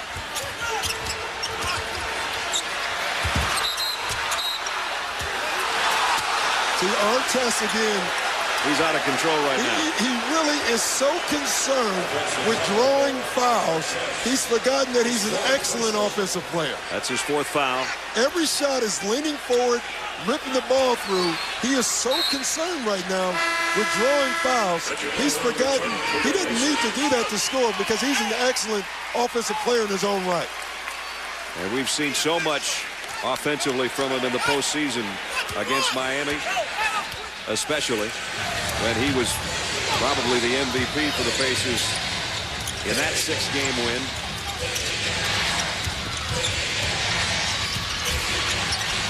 Okur, tough catch, trying to lay it up off the glass. Last touched by Corliss Williamson, they say. So the Pacers will have the ball. Well, I tell you, Okur had a point-blank layup, and he saw Reggie Miller jump. I bet he thought it was Bender, because there's no reason he needed to change his shot on Reggie Miller. Pistons have a foul to give, and Okur just gave it as Harrington goes to the baseline into the rack. You know, Rick Carlisle might be right. You know, it's 54-53, and there may not be 15 more points scored in this game. I mean, we have 14 block shots already by a team. We have contested shots, guys being knocked down. Bender, Crozier, Johnson, Harrington, and Mr. Clutch on the floor for the Pacers. They might not get a chance to get a shot. They throw it. Was it tipped or not? The officials are going to talk on whether or not that ball went out of bounds. It's going to go over to Detroit. And what they're going to do is put 14 seconds back on the clock. What they're saying is the ball, if the ball was never touched, it should never be started. And it wasn't. At least we didn't think so from our vantage point. Oh, maybe it was touched. It was close. You know, if the officials ask that scores table, they're going to say it was touched. So it should be 11-7. But if it was touched, then that means it's the Pacers' ball. Yeah. So the officials are saying it was not touched and put it back to 14 seconds. Tayshaun Prince. I tell you, this last minute and a half, the Pistons have taken their defense to a place that I've never seen. Well, I mean, it is stifling. I had them a couple of times in the regular season where I didn't think they could play defense any better. And that's how they're playing right now. Final seconds, third quarter. Pistons can have the lead if they score before the buzzer, and Rip Hamilton does. Still 2.8 left for the Pacers, though. Johnson looks up and launches. And it's the Pistons who lead now at the end of 3. After a 6-point halftime lead by Indiana, Detroit has come back to play that stifling defense. And in a low-scoring bump-and-grind affair, every possession's going to count the next 12 minutes. End of 3 at Conseco, and the Pistons have come back to lead by 1. Bright Mad Skills, a guy that's made everybody in Indiana mad before the game. They will not win game 2. And you heard that from me. Y'all print whatever the hell y'all want. Y'all put it front page, back page, middle of the page. They will not win game 2. And then he's antagonized everybody in Conseco tonight before the game when it started. Had a tough start, but now he's starting to come on. He's put together a big third quarter.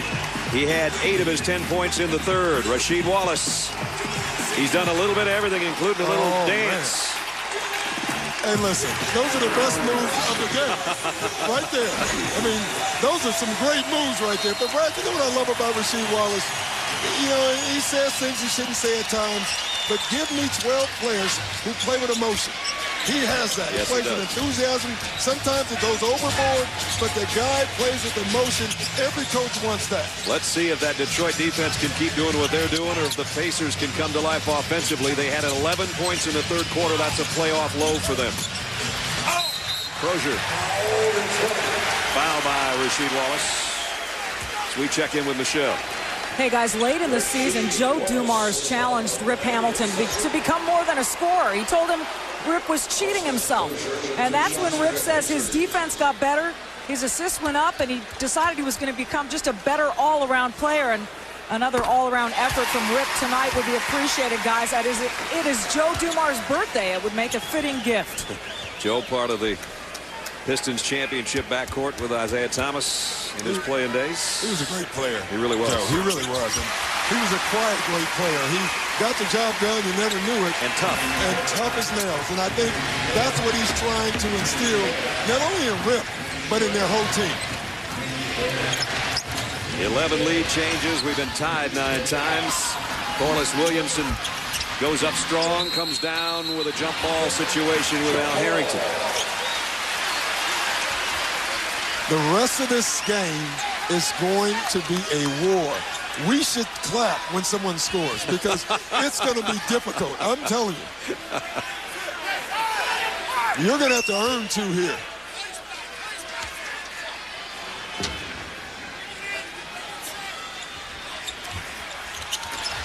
Pistons will control it. Mike James at the point right now for Detroit.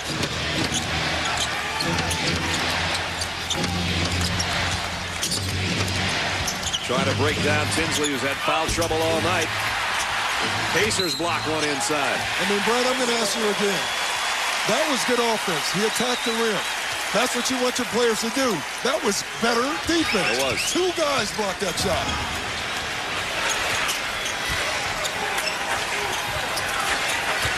Jones, who hasn't seen much action because of a bad shoulder. Crozier misses. Harrington blocked by Wallace. Another block shot. Some more great defense. Fans are getting restless. Bender high in the air with a jumper. And Harrington, another offensive rebound. You're right, we're going to have to clap, but we don't have to right now. They haven't even scored and they're clapping. I mean, look at this. Guys are getting to the rim. We're going to block that. We're going to contest that shot. We're going to block that shot. I mean, this is tough, hard-nosed basketball. Al Harrington hasn't scored tonight after having a huge first half in game 1, and he still hasn't scored. I mean, we've interviewed Marvin Harris and Peyton Manning.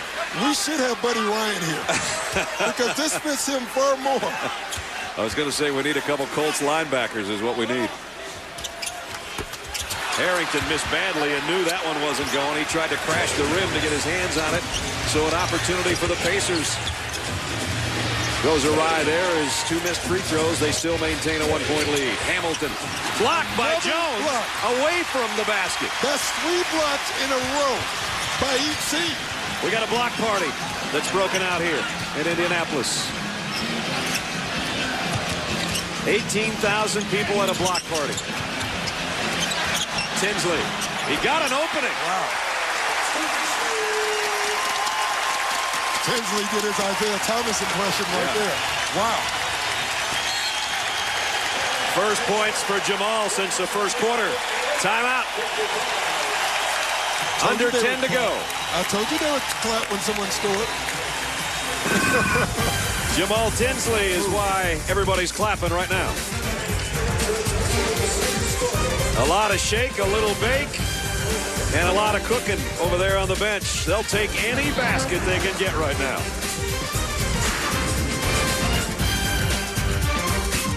I'd like to tell you a little story about my grandparents. They had a refrigerator that they knitted. ESPN's presentation of the NBA Eastern Conference Finals. Brought to you by Miller. Vote Miller for president of beers. Good call. GMC. We are professional grade. And Nike.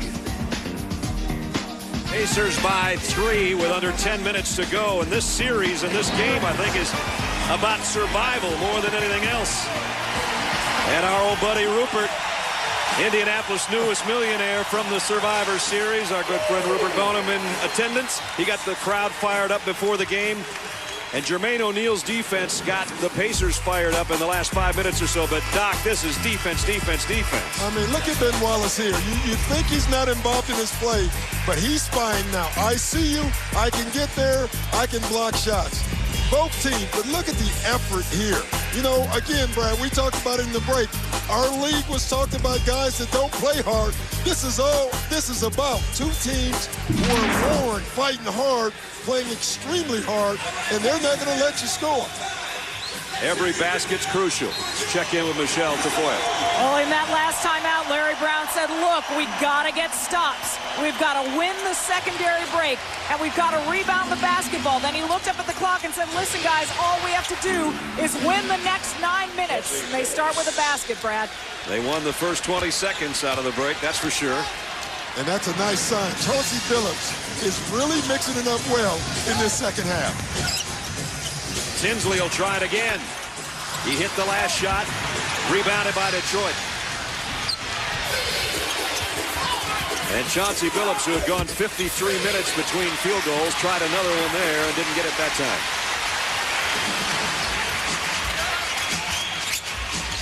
Tinsley had a notion again, didn't he? He thought about it. He thought about it. You'll notice this is a different lineup. Rick Carlisle's trying to live with, for the most part, his bench right here. Jones, and he just had nothing on that shot. I don't know if it's his shoulder that's bothering him or not, but that wasn't even close. I don't know if that's his shot. That might have a little to do with it. And now he's trying to guard Hamilton and fouls him. Jones picking up his first foul. And Rip Hamilton will go to the free throw line. 10 points tonight for Rip. I'm going to work on Tinsley, his flopping, because that last play was not a very good effort. Pretty good when you can be a leading scorer with 10 points with 8:45 left. Make it 11 now for Rip Hamilton. Tune in to NBA TV immediately following every playoff and NBA Finals game for post-game press conferences, live and unedited on NBA TV. You can see Rick Carlisle leading Jonathan Bender in. He has Austin Crozier in.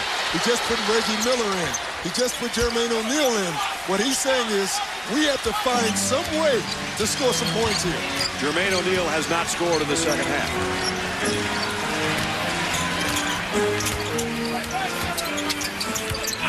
Chauncey Billups with almost a steal. It would have been sensational. They reset the shot clock. Bender inside in traffic. And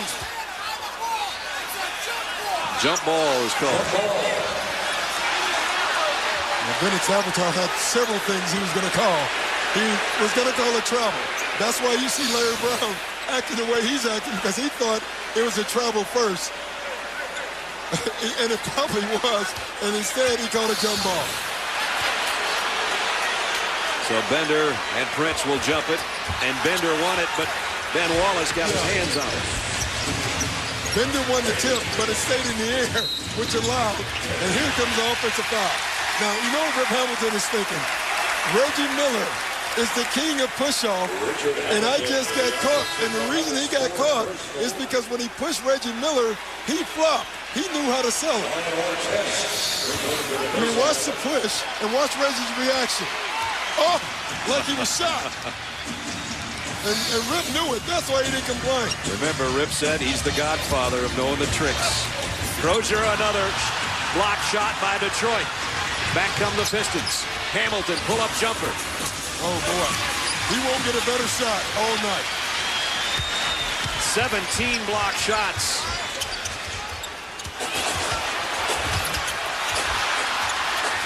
Reggie Miller for three. And Rasheed Wallace got the rebound and got undercut by either Tinsley or Crozier. I think it was Tinsley. It was. And he hurt his foot. And remember, he has a bad foot to start with. You know, the Pistons have 17 block shots. They probably have 30 contested shots. I was going to say they probably altered about 13 more. And there you see the left foot that's causing him all the problems, and that's the one he kind of turned as he landed. And he stays out there. He doesn't use the foot. He hasn't used it as any kind of complaint or any kind of excuse. We talk about it. He never does. Here he is just inside the free throw line. Off balance. He didn't know if he wanted to drive or take that shot. Again, that's from the rotation on defense from the Pacers. The Pacers are shooting 30% from the floor this quarter, and a lot of that has to do with the guys in blue. Artest has not had a good night on either end of the floor. 3 on the shot clock. Johnson trying to get away from Billups, and he can't. Wow. How about the defense by Chauncey Billups? Suffocating defense. Now, what the Pacers have to do, they have to go to the post to Jermaine O'Neal. They have to get the ball to him. But look at this defense. Sliding the feet, reaching. I mean, this is amazing defense.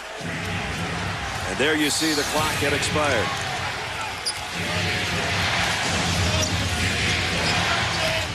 Now the chant goes up for defense for the Pacers from their hometown fans. Pistons by 1. We're under 7 minutes. See, look where he caught the ball.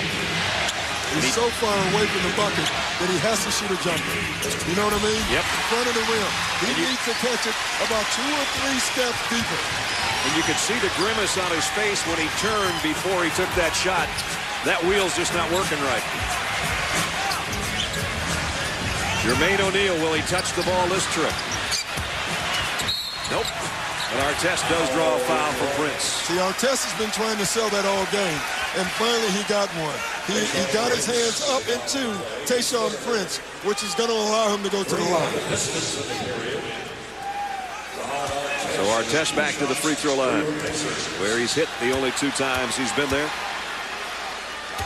10-point night for Ron Artest, but not a good night from the floor. And rattles out the free throw as well. Don't forget, tomorrow night on TNT at 9 o'clock Eastern, Game 3 of the Western Finals. Lakers and Timberwolves tied at 1-1. And then Thursday night on TNT, same 2 clubs, Game 4 at 9 Eastern.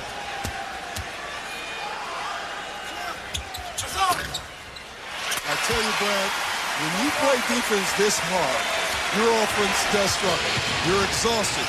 Everyone right now is missing from the front of the rim, and that's because they're putting so much energy out on defense. We're going to take Game 3 to Detroit. Hope you join us on ESPN on Wednesday night. As Wallace missed from the baseline, and it's out of bounds to the Pacers. We're tied at 59. Again, front of the rim. Everyone's missing front of the rim. That's because what they're putting out on the other end. We've been tied 11 times. With 6 minutes left, we are again.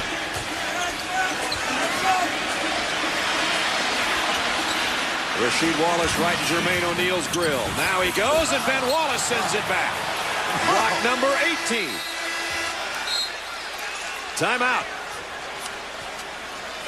5:50 remaining in the ballgame. Coming over to help, Ben Wallace on Rasheed Wallace and on Jermaine O'Neal. Another Detroit swat. They're 18th of the ball game. We're tied at 59. Courtesy of the Goodyear Tire and Rubber Company and its fleet of airships, reminding you to enjoy the drive on Goodyear's new Assurance tires. As you look in above Conseco Fieldhouse, tie game at 59. Our GMC game track in this one. One guy that's been on track shooting the ball has been Reggie Miller, 5 of 9. If you think he's done shooting, you're wrong. 17 for Reggie right now. Rip Hamilton's the leading scorer on the other side for the Pistons, but has only 10 field goal attempts, and he's hit half of them for 12. The story of the night has been defense and blocked shots. Indiana has 6, but Detroit has 18. Wow. That really is amazing. When you think about it, the Pacers have missed 49 shots. 18 of them have been blocked of those 49. And probably all the rest have been contested. Of their last 13 missed shots, 6 of them have been blocked. And here's Detroit. Coming down court, Hamilton and Billups together, and Rip Hamilton lays it in. You know, the 2 players who have shot the ball well are Reggie Miller and Rip Hamilton. Reggie Miller and his mini-me, as he would say. The 2 most efficient players. Now, Rip Hamilton has just drawn an offensive foul on Reggie Miller. So the game continues. He learned from that last one. When Reggie pushed that time, Rip Hamilton react. Now watch Rip. It's the same reaction. He's a quick learner. He is. He's a quick study. And you know what, Reggie Miller, he didn't even complain because he's thinking, wow. I did it last time. Exactly. The game and within the game between those 2 has been really neat to watch. It sure has. Here they come again. Rip got around a pick. Reggie got back on him. Now he drives and scores. That's why he wears that mask. He took one in the face right there. Right in the face. Biggest lead of the night for the Pistons. Rick Carlisle's seen enough for right now. He wants to talk about it. And I think Rip's feeling the effects of that one. He was crushed on that last one. He got the shot, but he got a whole bunch of Jermaine O'Neal after it went in. Right there. And went down hard. And then started adjusting the face mask. Yeah, I think he hit his head on Foster's knee. Pistons on an 8-1 run, and they lead by 4.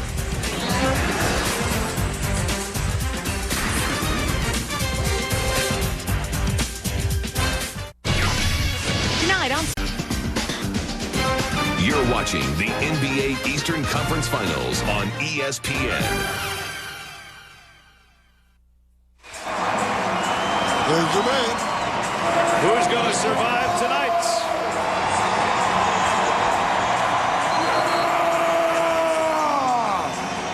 You're taking this game. This is no Pearl Island, I'll tell you. Every shot's contested. Even when you make them, sometimes you have to pay a big price. Remember, twice his nose has been broken this year, and that's why he's wearing that mask. And he just hit Rasheed Wallace's knee on the way down and had to readjust. Michelle? Yeah, the team officials told me he took the contact to the forehead, Brad, so he's just fine and he's back in. He says he's in the best shape of anyone in the NBA, Rip says. He says he knows if he's working hard, then whoever's guarding him is exhausted. Guys, he's been running a sub-5-minute mile since he was in 9th grade. You know what he's banking on is that at the end of the game, by running Reggie Miller, he will miss front of the rim instead of making shots. Well, Reggie just hit the back of the rim with that one over Hamilton. And he's got less than 5 minutes left to run. Brad, it's no way that I would want to officiate this game. I mean, this is the most difficult game I have ever seen to officiate because of the energy put out defensively. And Rip Hamilton right now is feeling it. He's the man for the Pistons. You saw that of their run, he had 6 of their points. Now he has 8 of their 10. Tinsley trying to answer. And Foster there, as he is so often, his first basket comes in the 4th quarter. But you know, Michelle makes a great point. It looks like Rip is moving better than everybody else on the floor right now. Again around a pick. Momentarily shed Reggie Miller. Now went between the legs and almost lost it. On a runner. Not that time. Jermaine O'Neal with a rebound. He wasn't passing that. He felt it. He was going to take it. Jermaine O'Neal hasn't scored in the second half. Tinsley keeps it alive. Well, Jermaine O'Neal hasn't scored, Brad, because Jermaine O'Neal is not getting the ball where he should get the ball. Right now, he's reduced to a jump shooter. Yeah. In game 1, they had 2 key possessions. Both of them went down to Jermaine O'Neal, and he scored, and that gave this team some freedom. He's 0 for 7 from the floor in this half. Looking for some help to get rid of it right now. Artest. Oh, I don't know how that went in. He's stronger. He's stronger. Pistons by 2. Everybody up in Conseco.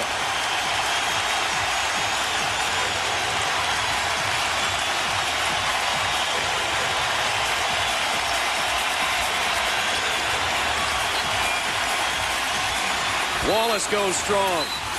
And a foul on Foster.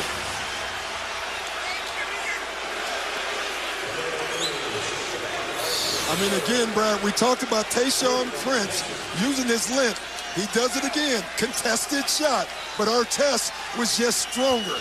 He was able to still take the hit and make the shot. He willed and muscled that one in. That last foul was on O'Neal, not on Foster, so Jermaine O'Neal with his 3rd. Oh, I tell you. Stroke looks better, doesn't it? It looks better. 2 out of 3 tonight. Sub 50% free throw shooter in the regular season and in the playoffs. Tonight he's 2 for 3.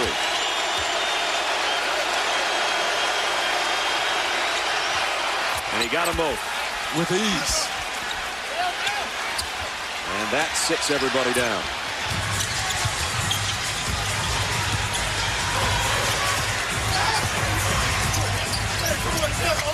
Tinsley tried to push a pass to Artest, and Prince stole it.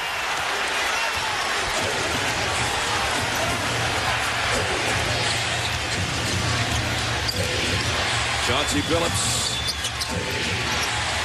Hamilton, Prince, and the two Wallaces on the floor for the Pistons. Detroit throws it away.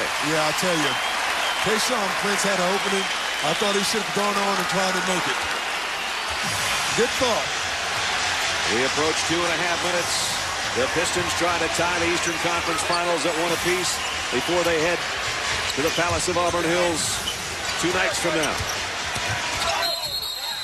Again, he's done it over and over, Brad. It's something we noticed early. Ron Artest is leaning his shoulder. He's trying to draw the fouls, and instead that's his second offensive foul. Watch him lead. Right here, the push-off, and another guy hits his head on another one of his teammates. Wow.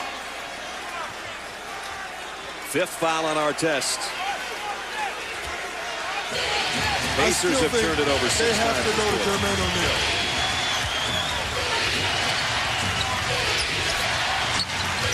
Wow, Hamilton and Artest really bumping down low.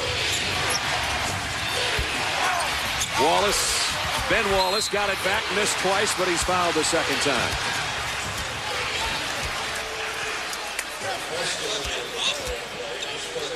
That's 3 on Jeff Foster.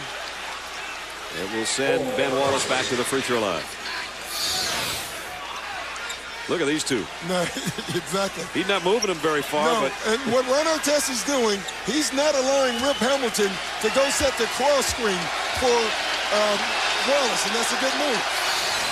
This is rough basketball. Wow.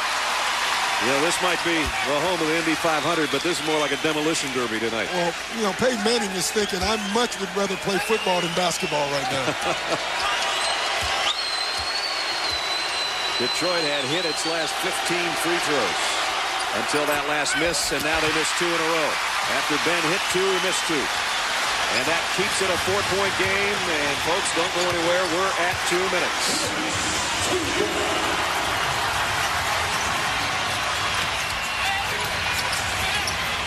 Oh, they're not giving Reggie Miller an opening tonight. Not yet. Tinsley airballs a 3. That was a horrible shot. See, it looks like the Pacers are a little bit out of their offense is an understatement. Yeah. But the fact that everything's a jump shot and nothing's down low. Now, they won game 1 by attacking the basket. In this fourth quarter, everything's been outside. I'm going to say it again. They have to find Jermaine O'Neal. And Ron Artest, I think, is just fouled out. And Rip Hamilton is causing havoc with his movement. He's running around like it's the first quarter. That's what Michelle was talking about, the stamina, being in shape. Ron Artest is gone with 1:38 remaining in the ballgame. You know, Brad, a lot of it is mental, too. You know, the fact that he says he's in better shape than anybody, he believes it. Look at him move around. I mean, he's the only guy right now moving around, and it's bugging some of the Pacers players. He's the leading scorer for the Pistons with 18 and trying to add 2 more here. Was not Ron Artest's night tonight.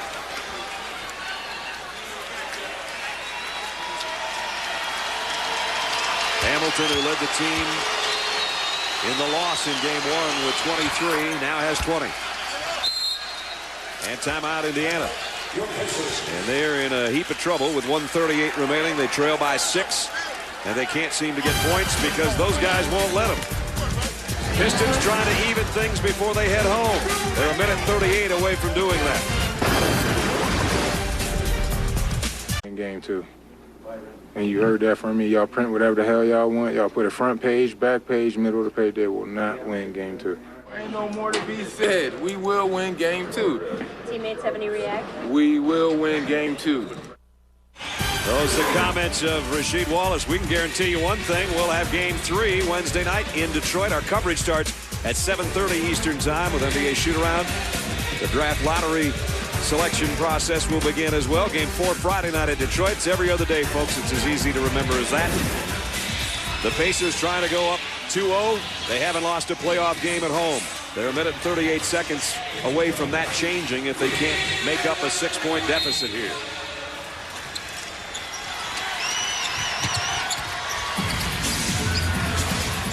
Reggie Miller trying to run Richard Hamilton ragged, but Rip stays right with him.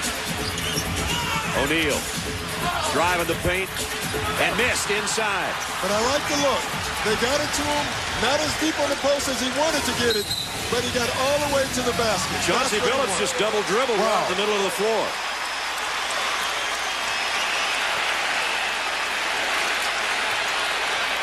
That's a huge turnover. That's a huge turnover. An unforced one.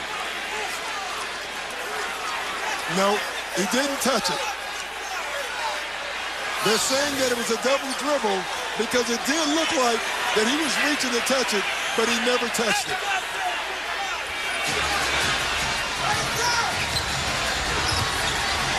Closing in on a minute. And now it's Hamilton again chasing Miller. That's 5 on Rip Hamilton. When you're looking at Larry Brown, and this is what he's complaining about right here. This is both guys tangled up. The guy who was really watching it was Jimmy Clark. The guy who was maybe out of position a little bit was Tom Washington, and he made the call. That's what Larry's complaining about.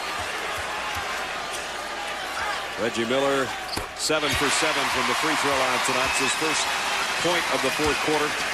I mean, Larry is hot right now, but I got to tell you, and I'm going to say it again, this is an impossible game to officiate.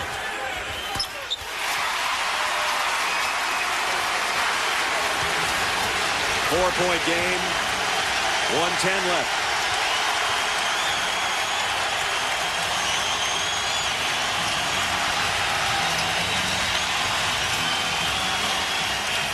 A minute to play. 6 on the shot clock. Rasheed Wallace works baseline against Foster. Ben Wallace had his hand on it, but Tinsley came out of the pile with it. And he's hurt. But more importantly, Reggie Miller is fouled again.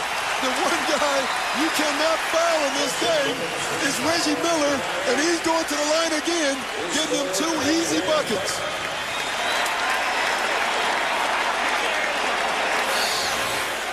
Tinsley somehow snatched that away from Ben Wallace. Then he ended up in a heap. But Reggie got the ball and was fouled by Billups. And the reason Tinsley went down is because he stepped on Ben Wallace's foot, it looked like, right there. It is. And turns his ankle. Not a foul, but I can guarantee you it hurts. The bigger play is that's the second time that Reggie Miller is being allowed to go to the line without any clock moving. As you'd expect, he got them both. 2-point game, 45 left.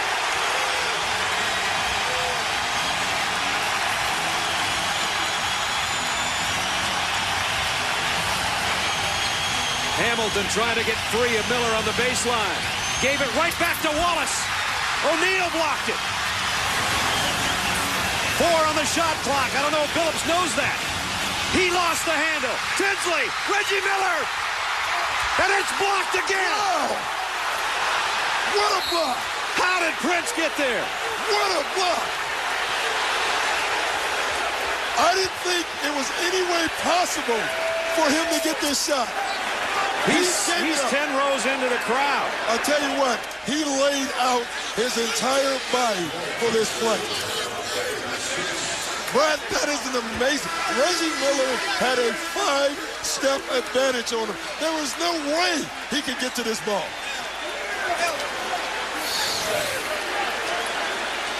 First it was O'Neal denying Rasheed Wallace. And then in the open court, looked like an easy layup for a tie. And Tayshaun Prince came out of nowhere. It was a good block. I got to tell you, live, I thought it might be goaltending. But I think that is one of the most amazing blocks that I have ever seen. He had no chance. I'm telling you, Brad, no chance to get this ball. Wow. Rip Hamilton's at the free throw line. 26 block shots tonight, the most ever by 2 teams combined in a playoff game. See, that's good defense. That's not bad offense. I mean, every offensive player in the world would have done what Reggie Miller did. and it gets blocked out of nowhere. This is the huge free throw of the two, and Rip Hamilton has hit every free throw he's taken tonight. And he got that one as well. Reggie Miller and Rip Hamilton have scored the last 10 points combined for each team. 4-point game. Tayshaun Prince being congratulated for his defense. I want you to see Tayshaun Prince right here. I mean, he's way up here. Look at the difference. There is no way he should be able to get to this shot. No way. Wow. He just laid it out. And he laid out about 6 fans in the process. And watch Reggie Miller kind of slow up here a little bit because he doesn't think anyone can get to it. And I tell you what, you know, we've talked about the most difficult game to call. Not to call a goaltend was a great call because it wasn't. But boy, how close can it get? Doc, let me ask you this. Did Reggie Miller hesitate because he's thinking, I'm not only going to get this, I'm going to get it and one, and I'm going to hit the free throw? No, you know what I thought? I thought he thought that it was no way possible that anybody could get there. Anybody can get to him. I mean, he's thinking this is a layup. But there's no such thing as a layup in this game. It's been an amazing game for me to watch here defensively. Obviously, you know, the offense has not been the way you want it, but the defense has been absolutely amazing. You said to me during one of the timeouts, I don't know how I'd coach in a game like this because they're trying everything and nothing's working. You can see you have two of the better coaches in our league. Every single timeout, trying to create offense, just trying to create a play. They actually are getting away with it. They're calling some great plays, but the defensive rotations are better. The effort in this game is unparalleled. It's amazing. 71-67 Pistons. They're 14.6 away from going back home, tying the series at a game apiece. On the floor for the Pacers, Bender, O'Neal, Crozier, Johnson, and Reggie Miller. And again, you're looking at the Pacers, they're down 4. Obviously, they would love to get a 3 off here, but all they want is a quick 2 and a foul. They just want to extend this game as long as they can. Johnson to trigger it. Miller in the corner takes the long shot. It almost went in, and Rip Hamilton's got the rebound, and he's fouled. You know, Marvin Harrison should pick up the move that Reggie Miller just made because he faked Rip Hamilton out of his shoes with that move. Reggie Miller would have been an excellent wide receiver. That shot looked like it was going to be banked in. It hit the glass, didn't it? You know what changed it? Let's see if this hit the glass. Rasheed Wallace changed this look. It did hit the glass. He didn't call glass. Nope. Pistons started the night, remember when we said they were wasting opportunities from the line? At one point they were 4 out of 11. They've hit 19 of their last 21. 19 of the last 22. It's still a 2-possession game by that missed free throw. Hamilton's first miss of the night. 6 out of 7 from the stripe. Got the second. So 10.6 remaining. A 5-point Detroit lead. And a timeout taken by the Pacers. The play of the game may be right here. The fact that his crazy bone got hammered when he went flying into the crowd after blocking Reggie Miller's shot. I don't think he knew he was that fast. He covered a lot of ground in a hurry. 10.6 left. Crozier got Ben Wallace in the air, and he had a 3-rim out. Now it's Reggie Miller for 3, and neither one will go, and Detroit will go home tied 1-1 in the Eastern Conference Finals. So guarantee comes to pass. Not that it was necessarily Rasheed Wallace's big game that turned it, but Rip Hamilton's shooting did, that's for sure. And Tayshaun Prince's block at the end that determined the outcome of this one. 72-67, and we're even at a game apiece. But Brad, he said we guarantee. That's true. He didn't say I guarantee. That's a good call. He said we guarantee. Let's go to Michelle Tafoya. All right, first for Tayshaun Prince. What happened on that block shot from the moment you saw Reggie on the break? I knew that Tinsley was going to get the ball and throw it up to him, and my only goal is I was on the weak side, and I had to be the first one back, so I should have been back way before that, but good thing I got there. And describe falling into that crowd. I was going too fast. I couldn't slow down, but hurt my arm a little bit, but it feels good to get this win, so it'll be all right. Yeah, what a play. Let's turn to Rip Hamilton, who had a tremendous game. Tell us what it has been like running around with Reggie Miller for 2 games. It's been fun. It's exciting because, like I said, our games are very similar. And I try to chase him all the time. I got a little foul trouble today, but I just stayed with it. Coach told me to stay with it, and I kept playing. Rasheed Wallace, everyone knows, guaranteed this win. How much pressure did you guys feel in the second half to deliver? I love Sheed to death, man. And, we all do. And we told ourselves that, that's nothing. We all in this locker room to win. And we told him we got your back. Regardless of what we do, we got your back, and we're going to do everything possible and make sure we come out here with a win. And what kind of difference does it make heading home now, tied at 1 apiece? Huge, huge. I mean, we think we got the best fans in the world in Detroit. And it's exciting to come here to get a win. And now we just got to go home and take care of home like we've been doing. How tired are you? Not tired yet. But if I'm almost tired, I know Reggie's exhausted. Thanks for stopping. All right. Back to you guys. That's a good point. The 139 total points, the second lowest total ever in a playoff game. Detroit doesn't care. Remember when Rick Carlisle said maybe the first one into the 70s wins? He was right. 72-67 is the final. We are tied in the Eastern Conference Finals at a game apiece. And Rasheed Wallace tells the fans, I told all you all that was going to happen, and it did. Don't forget, Wednesday night, 7:30, our coverage starts. It's Game 3, Pacers and Pistons on ESPN. Sports Center coming up next. This has been a presentation of ESPN, the worldwide leader in sports. For Doc Rivers, Michelle Tafoya, and Jim Gray from Indianapolis, I'm Brad Nessler. See you Wednesday. No more to be said. We will win Game 2. Teammates have any reaction?